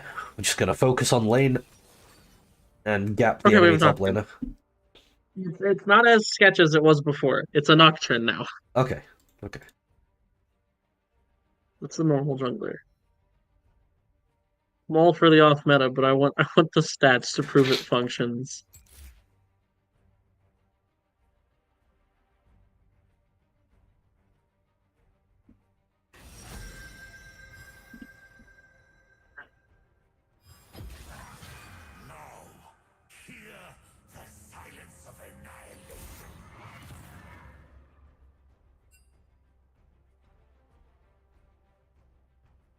Well, this guy, what a clown. I hate bronze so much. I hate it. They all, That is so these funny. games feel so coin flip. They feel so coin flip. Oh,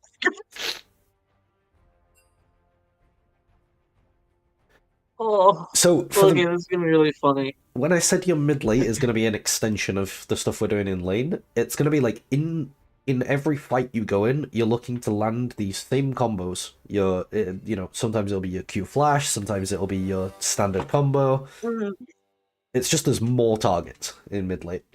And if you, at this stage, if you just get really good at doing that, like, if you just become a really good Aatrox player, you'll find a lot of success. 10. Oh wait, hold up. Nope, that's the damage. What the? Where's the cooldown? Ah, you're looking at the wiki, nice.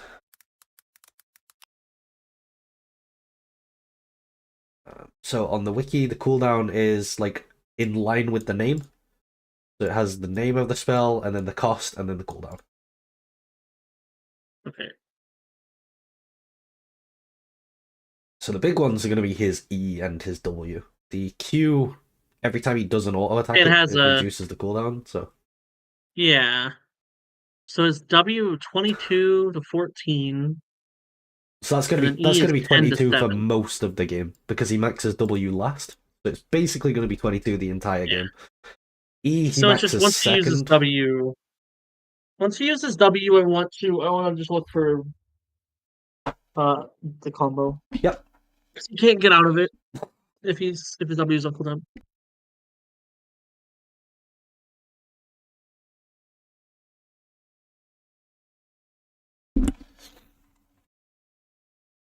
I'm gonna need anti-heal this game. Maybe for Red King, I but I assume. don't think it's too important. I would just complete your items.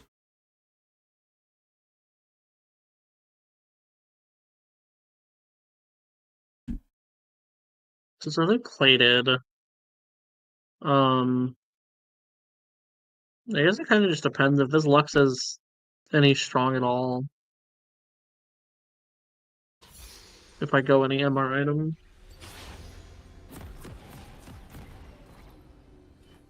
Oh wait, damn it! I wanted bone plating. Oh well. There is no sin in their surrender. Villages, armies, empires, all have crumbled beneath my keel. Welcome to Summoner's Rift.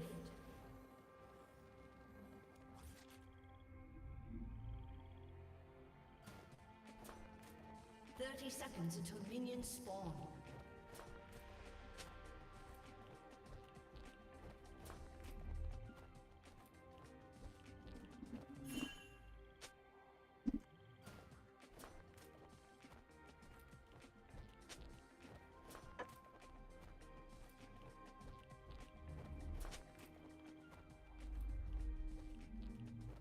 Like one of those rare occasions where people are just being friendly in the chat. Like you never see this. This doesn't normally happen. You know what? I'm all for it. Our Malphite can't spell. This is great. This is great. This is also this is the best place for you to stand at level 1. I like it, and pretty much the perfect time for you to walk in. You want to, like, as a general rule of thumb, just walk into lane with your minions, and then if someone's trying to bush cheese you, like, this is perfect. I don't know whether it's intentionally perfect, but it's great. You covered the invade, and now you're in the perfect position in your lane. Okay, I like it. You fish him for a Q when he's standing still. Nice. Walk up and give him a passive. I play pretty careful now. Aatrox, you want to play careful between your cooldowns on your Q and your passive. But now that you've got your Q, you can sort of start looking for another. Okay, good. I like the attempt. Oh. The more you try it, the better you'll get with the timing on it.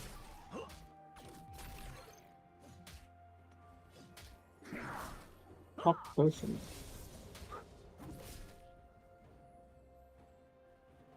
Good respect. Your general marches forward. Death is righteous cause.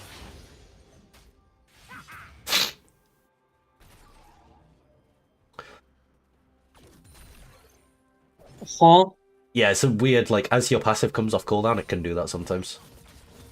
Okay. What is the range on his Q? My goodness. Yeah, it's pretty long. There was a patch a while back where they gave him the full rank 5 range at rank 1. It still has the rank 1 damage, but they gave it the full range at rank 1. Nocturne mid is good against Yone, he said.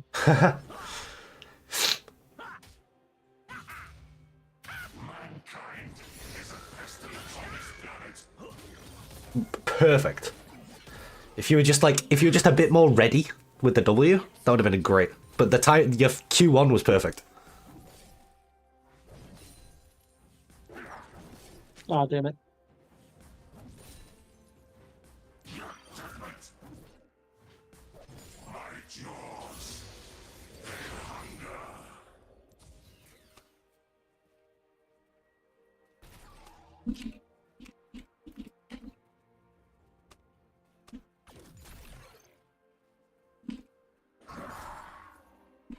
Okay, he backed.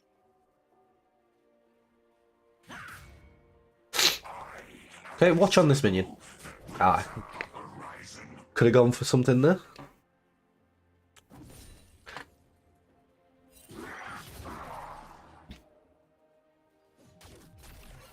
Remember, it's for last hitting, you're looking at his minions, and for trading, you're looking at your minions.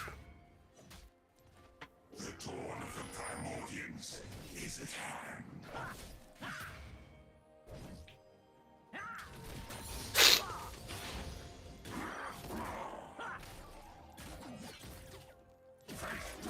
Nice. Okay. You landed the Q3 on him there. It's pretty good.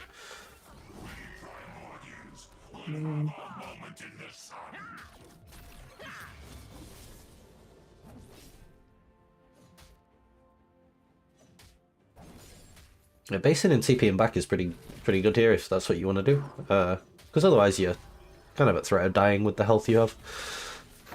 Yeah, that's my concern. I just don't want him to freeze it, is my only issue. Yeah, the thing is, it's up there anyway, and it's a lot easier for you to... You have to TP. But yeah, it's a lot easier for you to break this freeze when you have health than when you don't have health. So... Yeah. Perfect. I was going to say, we haven't really covered warding, but this is the time when I would ward. That's great. Nice. I was junglers here. Okay, you should be fine.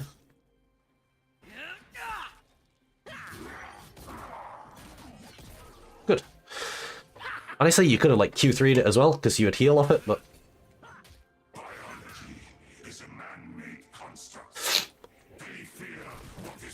Oh, damn it. Okay, what I would try to do here, this is a really rough spot for you, but what I would try to do is just get level 6 and then force this wave in now with your level 6. And if he tries to fight you, you just ult and fight him. Okay, Kane is still here, but you're in a huge wave. There's a chance if you hit all your spells on Wukong, you would kill him. But the thing is, now this wave's going to come to you, so it's not even the way. You ate 2 ganks. It's fine. Damn pain. We'll look in the review at like how this all snowballs back to earlier eras.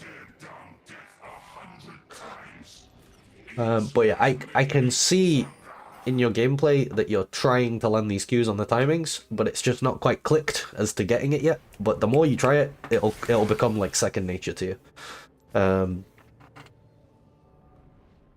It kind of looked like sometimes you're getting confused as well, and you're trying to queue him as the minions that you need to last it are getting low rather than the minions he need to last it, but that's normal.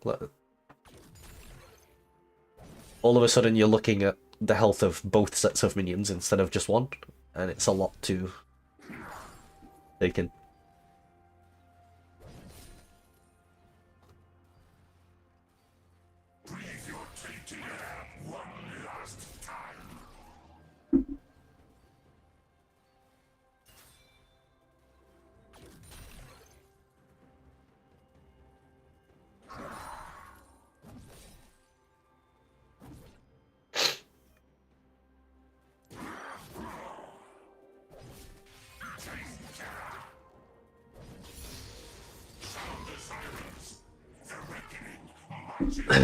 Now at this point, you're level 7. This is a great point for Aatrox because your Q starts to really hurt. I would generally... So what you're doing now, I would always advise against it. There's going to be... Yeah, like clearing this pink ward is something better you can do. You could like look for a mid gank, or maybe there's a grubs to take. There isn't right now, but you know. Like when you crash these waves, doing something is good. I'll just stay, by the way. Sometimes you need a recall, but here you don't. But when you crash these waves, you're looking to do something, rather than... Well, that's not ideal. Well, sometimes that happens.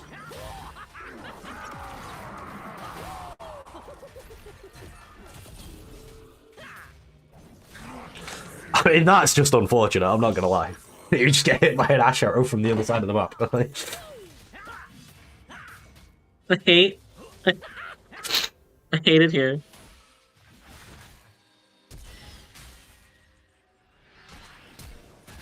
Or my I don't know if that's gonna work.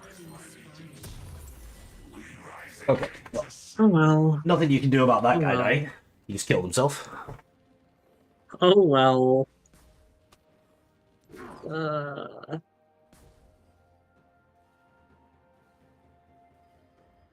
Everything is pain. For sure. Oh, you're kidding me.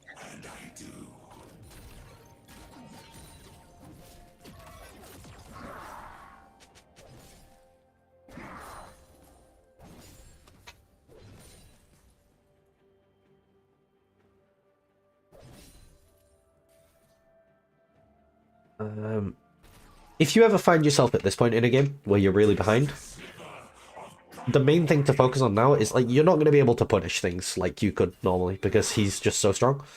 You're looking to avoid dying and hit your combos.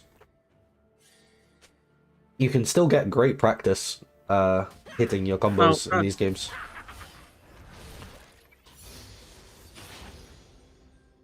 Hurts so much. Yeah. Enemy has been slain.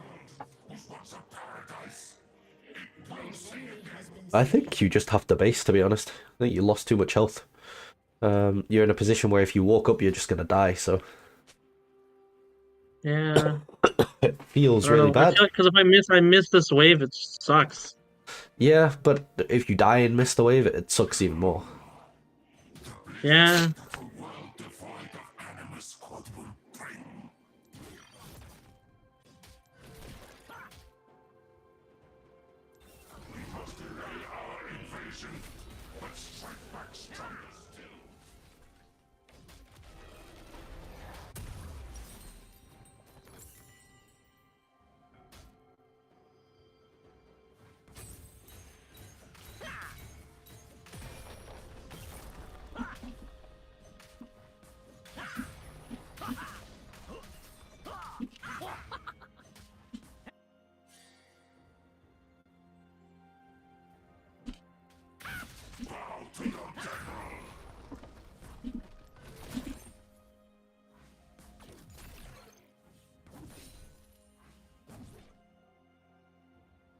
An ally has been slain.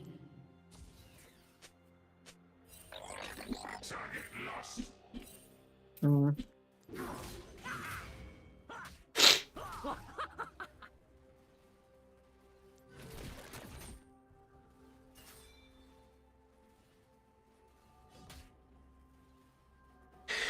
Another thing to touch on is that when stuff like that happens, right, the guy goes in on you, and then he leaves. So like here, his stuff's all on cooldown. It's kind of an extension of in the lane when you're looking to punish cooldowns.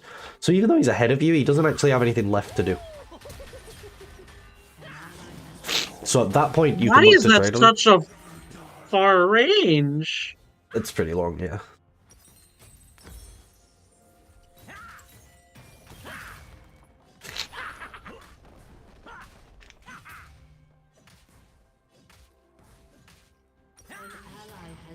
A lot of games get out of control like this. It's a really snowbally lane. The goal is to have you be in Wukong's position, because then you can really carry the game. And the way you would do that as Aatrox is by really nailing these trade patterns and then leading them into your kills.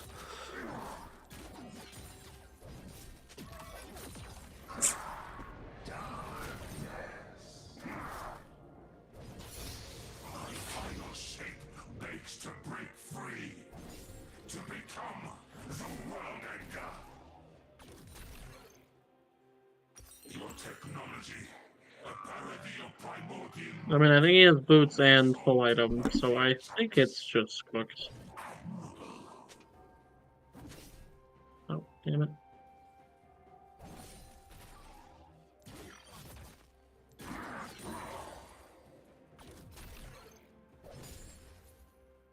Turret plating will soon fall.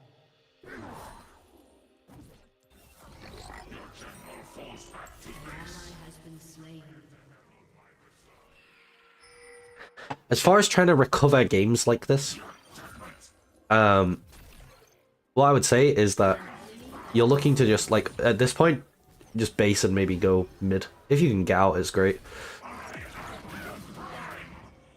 Nice. He's losing minions to do that as well. But now you can look to go, like, mid or bot or something. Just try and get away from this Wukong. Try and play where he isn't. And then in every single fight that you're going into, every single mid to late game, every single fight, you're focusing on landing these Qs, executing your combos correctly. As like an extension, you can look to hit as many targets as possible with individual Qs. But your biggest thing is focusing on, like, are all of my sweet spots landing? And if not, how can I make them land? This Kane is 3 levels up on our Echo.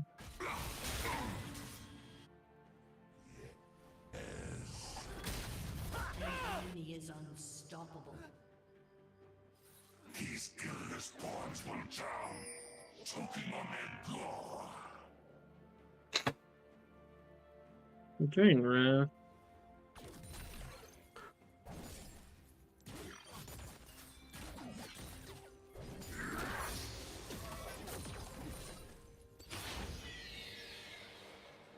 My brethren waited for eons, but I will wait no longer.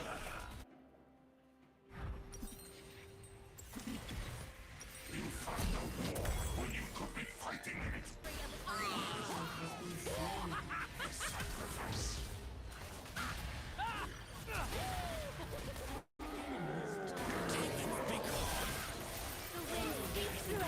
As much as this doesn't go well, I like you doing stuff like this, and I want to encourage you to do it more. I want you to get into a place where you're trying to fight a lot in the mid to late game. You're trying to fight people the more you fight, the sharper it's gonna make you. So like that fight, you TP in, you're trying to fight their whole team. It doesn't work, but I still like that you go for it at this stage. Like, it's not a bad thing that you go for that. What we're going to do now is we're going to go over the VOD and we're going to find all the times where the things we talked about in the first place could have been applied. Because in the game, it can often feel like, oh, I can't really apply these things. I can't feel where the windows to apply them are. But then you look in the VOD and it looks really obvious. And with this, you'll be able to sort of start applying this yourself, whether you actually download the replays of your games or you'll just be able to sort of feel it in the game.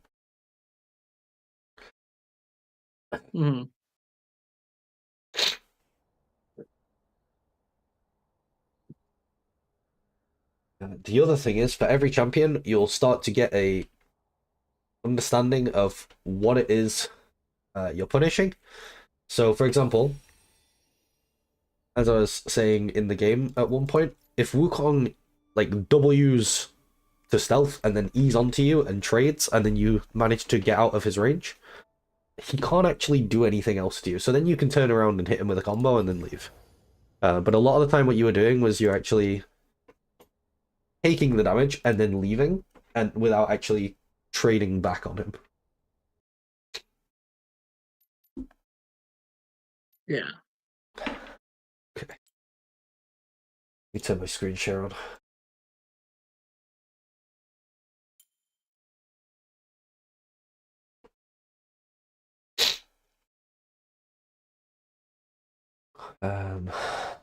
Another thing to bear in mind is that your brain, the way our brains work is that while we're learning things, we have to hyper focus on them. And once we've learnt them, it's like there's a thing that people refer to as a mental stack, and you have like a stack of things in your brain that you can think about. New things don't go on that stack. They have like their own separate thing, and you have to focus on them.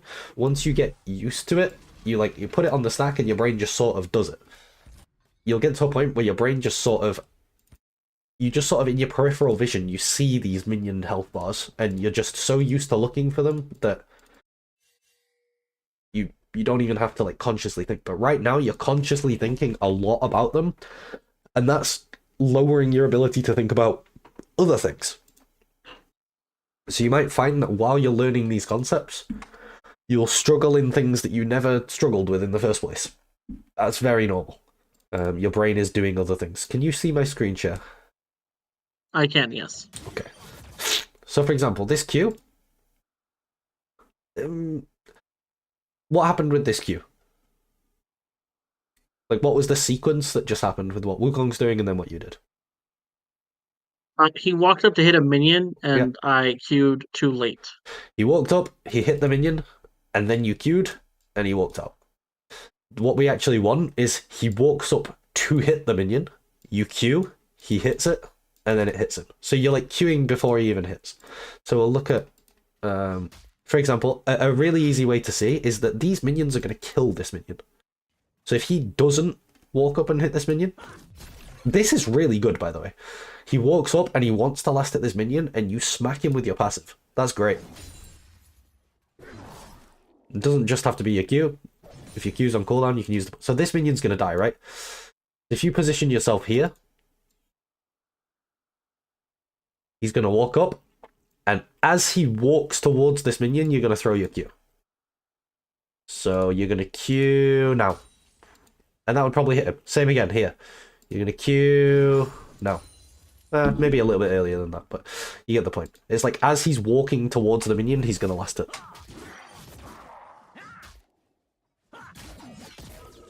So a lot of your Qs are kind of early. Now what he does here is really good, right? You remember when we were talking about Mordekaiser and like the spell being on cooldown? As soon as you Q3, your Q's on a really long cooldown and he dashes on you and he starts trading with you. But he's trading in your minion wave, so it doesn't end up being the best trade for him.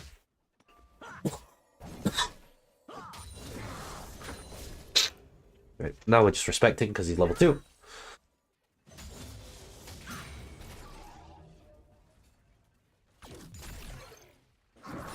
Okay, can you see where your next Q is going to be right now? Like when it's when it's paused, it's a lot easier to see. It's quite far, to be fair. This minion does like a really weird thing where instead of hitting this, it just walks all the way up here for some reason. So maybe I would not do it on that one. But on this one, definitely. Like, I can tell his next click is going to be here. He wants to get this minion. If you Q here, he's going to walk right into your Q. Ta-da! And the more you're looking for these consciously, you're going to find it really easy to find them. So, your Q's on cooldown now, right? So you're backing off. Understandable. That's the right thing to do. But if you had your Q, there are these windows. For example, here, he's going to walk here. 100%. He's going to walk right here, right now. And then, right now, he's going to walk here. Like, 100% he's going to walk there. Like, it happens. So you can really start predicting where they're going to move. Here's a good opportunity for you to Q him, because you have your Q now. He's going to walk up and hit this minion, and you can Q him when he does it. There's like some timing to it as well, but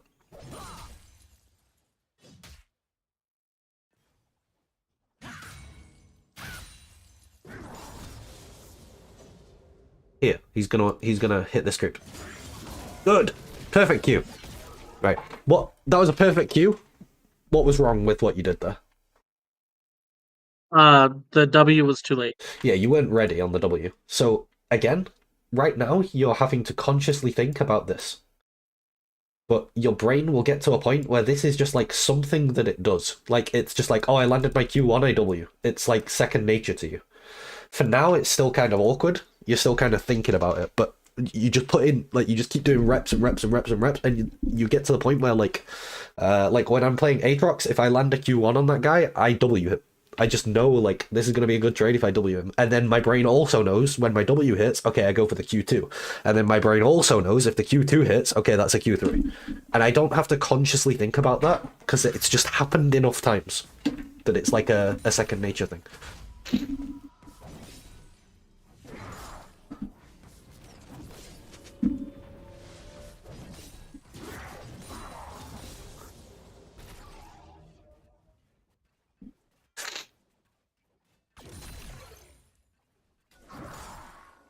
I did see when you were farming under this tower as well, you tried to do the auto-e-auto. I saw you tried it and you failed, and that's okay. That happens. It's really good that you're trying it. And the more times you try it, the more consistent you'll get with it.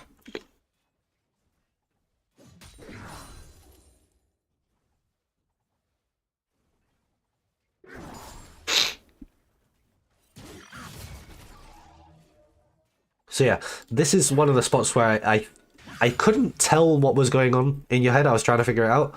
It looked like you got a little bit confused, because the whole thing is your brain is looking at minion HP to try and throw Qs. And, like, you're throwing a Q here, which is, like, these minions, yeah, they're dying, but they're the enemy minions. So these aren't, do you know what I mean? These are the ones that you want to kill, not him. So I'm not sure whether you've just been doing so much, like, minion HP thinking that you... But again, it's just practice at this point.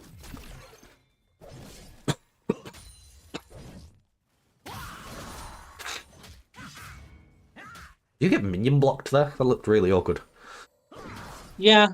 I had to walk around the casters to actually leave.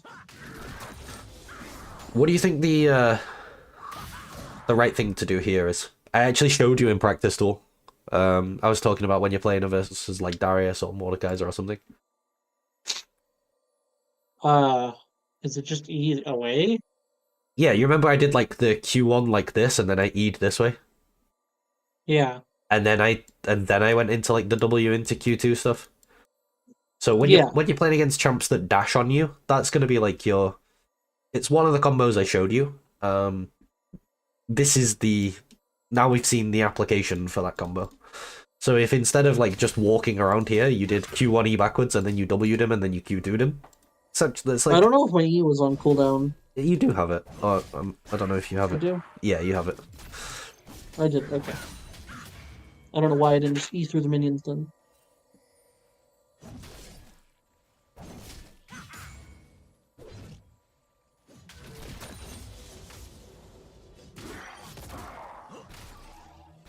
Have a look at this Q. But you see how I'm kind of measuring your, like, that trade wasn't great, but I'm not really focusing too much on that trade. I'm not really focusing too much on how many CS you get. I'm judging your, I'm using the metric for success of how good your Qs are. So I can see you trying to do this, this timing thing, and it's just not quite clicking, and that's okay. Like, a few more games of this and it will click. Because I can see the attempts at it.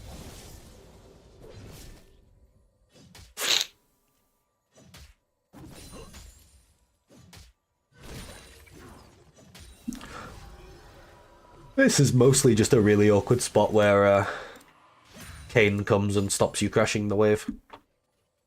And then it ends up frozen. The way to avoid this is to not take that bad trade before. But it feels pretty rough.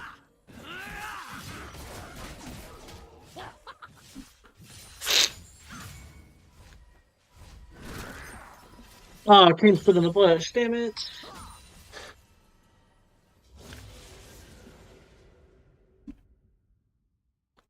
So what I would look to do here, this situation will sometimes happen.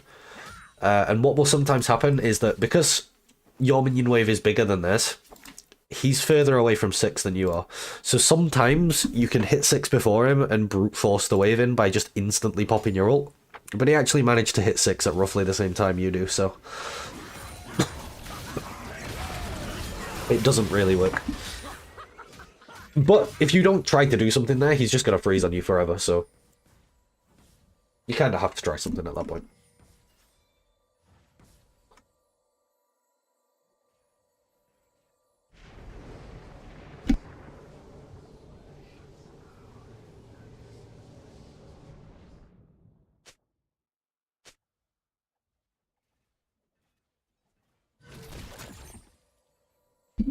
I would also really try to avoid using W for farming, if at all possible, because the cooldown's just so long.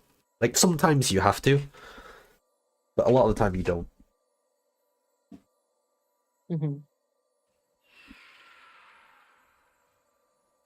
I mainly try to use it when I'm trying to just farm without having to walk up too far, or if I'm trying to farm under tower. Yeah, yeah. I would use Q. It's just a lot less commitment to use Q.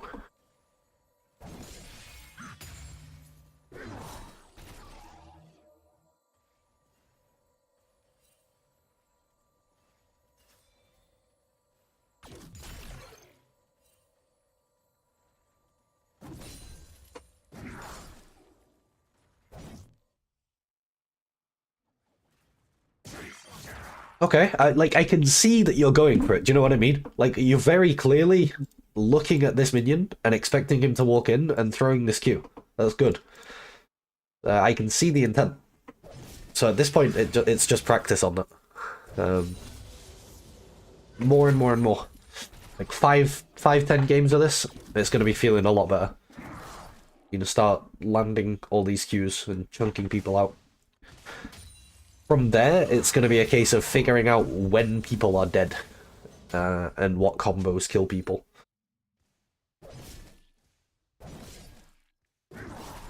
The other thing I can suggest as well on this topic, are there any Aatrox players that you watch, like content creator-wise? I think it's just been Nile. Okay, yeah. Like it.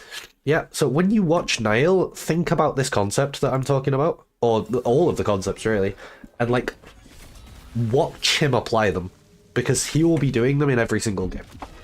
And then you're sort of like, when you're watching him, you're seeing it, and it's like, it's helping it to click in your brain. Because you're sort of seeing what it looks like, and then you'll also be able to see the ways that it leads him into kills, and then you'll start finding kills in your games. I mean, this is just tragic. Like, there's nothing I can say other than if you have the reaction time to E or flash this, then you can live. But, like, their Ashe just ults you from base and it happens to hit. I don't know what else to tell you. It's just tragic. Like, maybe like 1 in 50 or 1 in 100 games or something like this happens, and you just die to it, and it's like... Gone for so long. Yeah, it scales with travel distance, so I think it's 3.5 seconds stun at max range. It's just... Holy. It's just so sad. Like, it's not really your fault. She just hit a good arrow, and the way that spell works, if she hits a good arrow, he kind of just kills you. And then this guy completely runs it. I don't know what the plan was. I won't lie. Yeah. It's an interesting one. I somehow didn't lose this cannon.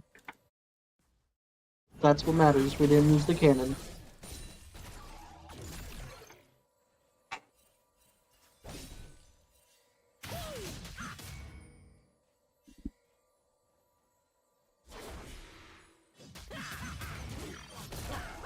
You take a trade like this, you kind of just have to go, okay, my bad, and recall.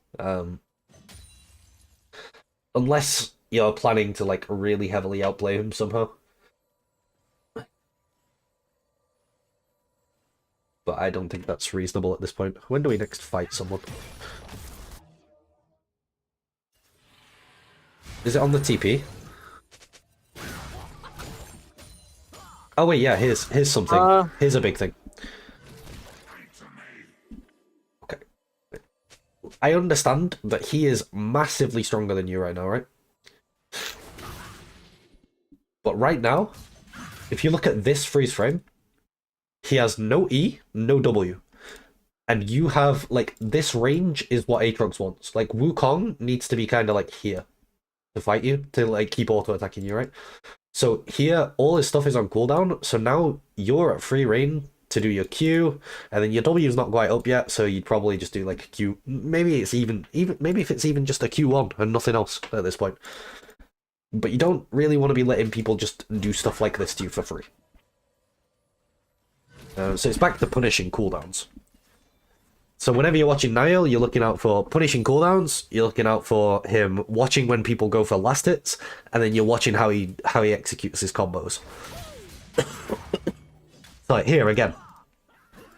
This is a really good example because you have all... Oh no, wait, you farmed with W. Okay. So yeah, again, if you can avoid farming with W, it means that when he does stuff like this, you can punish harder.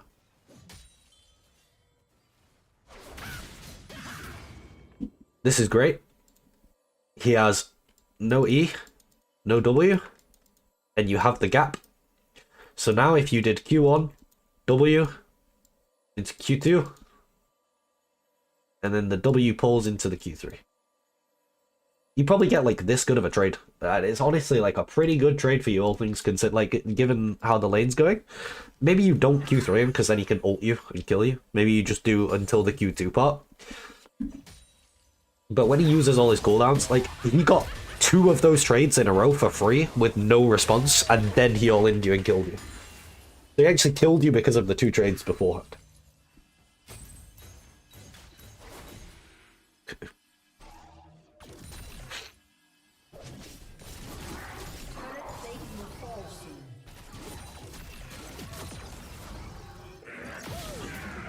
Maybe you get out here, that's nice.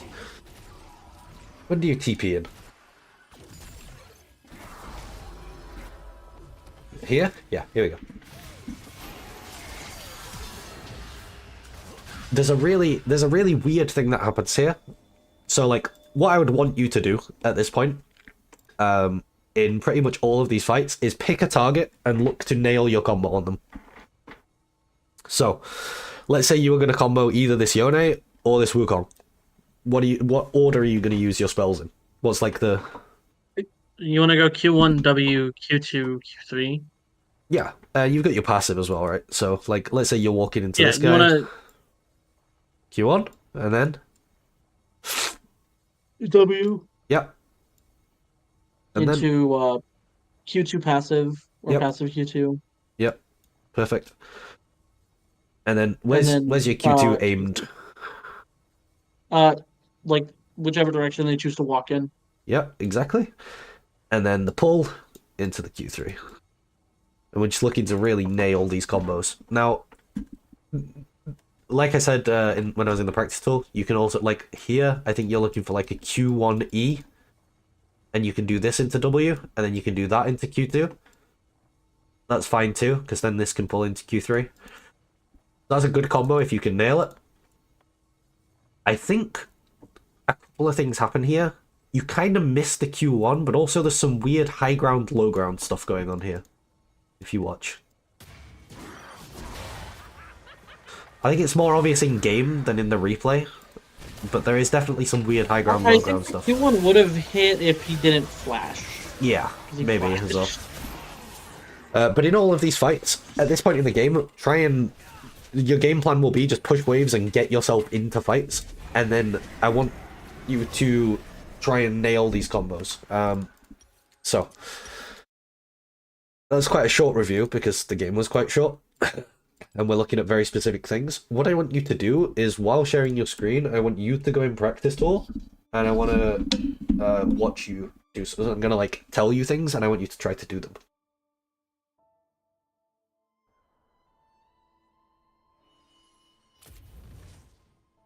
This practice tool thing is so OP. I wish this existed when I started playing the game. What, being able to go into practice tool? Yeah, I used to...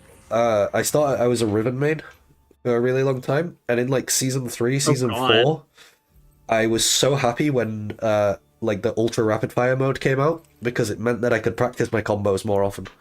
Because there was no practice tool, so it was just like, you just practice in your games, and then I could go into Ultra Rapid Fire and my abilities didn't have cooldowns, so I could just keep trying my combos on jungle camps over and over and over and over. Okay, so first thing to do is get yourself level 6. I guess you only really need level 3. You're not really going to use your ult, but yeah. Get yourself a target dummy somewhere.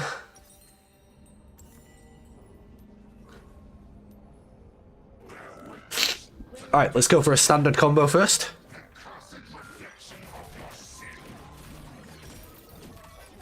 Nice. Yeah, did you feel how you can actually squeeze that auto in there as well, while the W is pulling before you...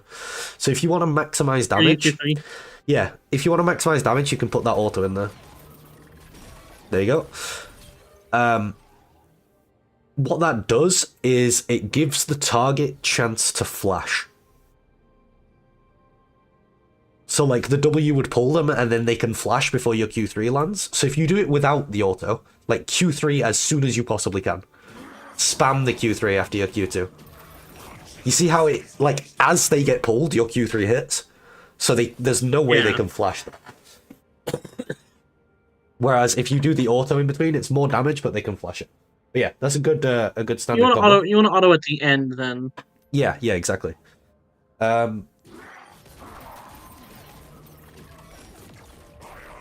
That's like the main one to really get used to. Right, let's try a so you're gonna be in go and passive auto attack the guy, so you're kind of in melee range. Okay, now Q1 E backwards into W. There you go, and then like get used to doing stuff like that into W. So we're gonna try that again. We're gonna go Q1 E backwards into W, and then follow on with the combo. You can turn your cooldowns off, and then it makes it a lot easier for you. There you go. Oh, the wrong way. It's fine. It's okay. This is what the practice tool's for.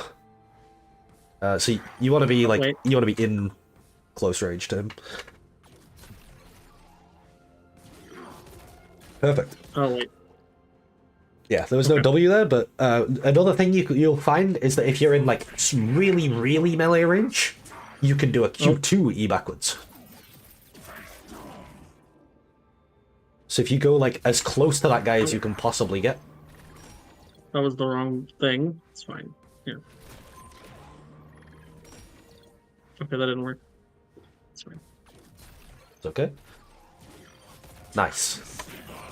Oh, I missed. You didn't quite land the Q2, but that's okay. The main thing, the step for now, get that W really fast after your Q1. So it's like instead of Q1W, you're looking for Q1W. Perfect. There you go. There you go. That's a great combo. So if someone, like, if that Wukong E'd on you with no W and you did that to him, he would get absolutely destroyed. Boom. You just hit him with all your spells in a row. So that's the one for when, like, people are in your face. So you've done your standard one, you've done that one. Let's try something new. What I want you to do is I want you to be kind of far away from the dummy. And I want you to Q1 nothing, and then Q2 flash it. So that the Q2 sweet spot hits. Nice. Okay, here's the next thing. You're going to Q1 nothing, you're going to Q2 flash the dummy, and then you're going to Q3 E the dummy. There you go, and then you hit like, you hit your Q2 into your Q3. That's a really big one that you can do. And the more time you get to practice this, you'll just start doing it in game, right? Let's go for what you're going to do. You remember that river fight? Where you went over the wall? Yeah. You're gonna Q1 EW.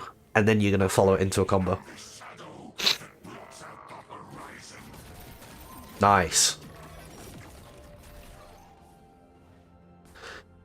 And you'll start, the more times you do these combos, you'll start feeling the ability to squeeze autos in between. And you'll start getting greedy and you'll get that extra little bit of damage and it's going to feel great. The most important thing is hitting all these sweet spots. It's looking so much better already. Oh wait, fuck.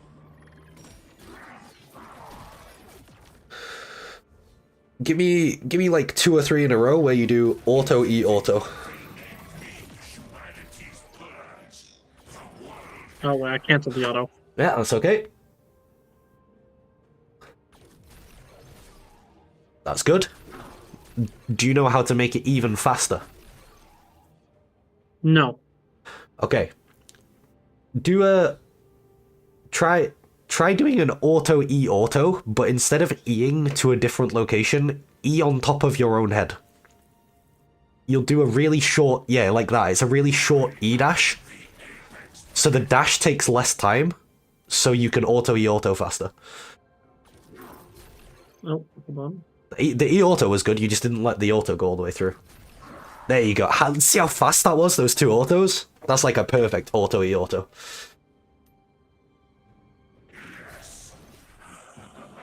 Like that? Yeah, exactly like that. So all of these things, you just want to get really crisp at them, and then you'll start doing them in game, and it'll feel great. You'll start outplaying people. So even if you want to just like go into practice tool and warm up with these things, and then again, when you're watching Niall, you'll see him doing things like this, and you'll start going, oh yeah, I do that.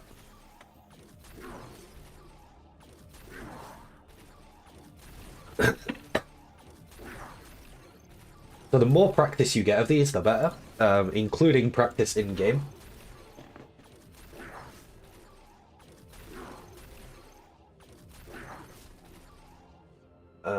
Everything we've covered today is recorded, so there will be the VOD for you if you want to see anything again. Is there anything else from you that you feel like we haven't covered, or anything that we have covered that you want to go further on? No, I don't. Nothing for me. Okay. Are you happy that you have like a plan? Because the main thing for me is that people feel like they understand what they need to do to improve. Do you feel like you have direction in where you're going? Yeah, it's practicing my combos and Yep. getting more used to punishing for cooldowns and last hitting. Yep. Um, Just practicing if that in games. if I was like a doctor, I would prescribe you to watch videos of Niall as well, and really look for like the timings of the minions dying, like the stuff we were covering, because you'll see that he's doing Mhm. it a lot. Because Niall is really good at Aatrox, like really, really good. So he'll be doing that all the time. So yeah, you'll see that a lot. Right. I'm sorry about the second game. That was a bit of a rough one. Um, And it happens. yeah, that I Ash haven't arrow played was against the genuinely Wukong tragic. top. The last time I played against the Wukong top was, I think, like 4 or 5 years ago, because mythic items were a thing. Oh, I see. It was it was Yeah, before Jack Show was even an item. it's I not a very played popular Mordekaiser jump. into that. I didn't see a Wukong top coming. So I played against Wukong jungle. Wukong jungle isn't that good, in my opinion. But I Um, don't know. but yeah, don't forget to check your wiki pages so you get used to these For the windows that you can cooldowns. punish. Yeah.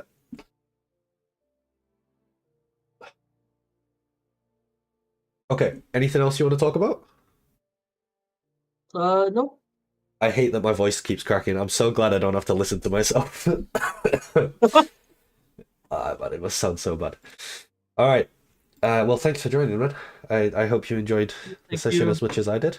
It was it was good. It helped. It's been a really Helped nice me make distraction from being sense. sick as well. So thank you very much. That's fair. Yeah. Thank you. It was insightful. No problem. You've got my Discord. If you need any help with anything, send me a message. If you've got any questions, send me a message. If you just want to show me how you're doing, you know, like if you have clips for me or like match history, all of that is more than welcome. So yeah, hit me up if you need anything at all. All right. Cool. Thank you. I appreciate it. All right, great. I will see All you right. later. Have a good one. You too. Bye bye. Feel better. Thanks. I'll try. Bye. Bye.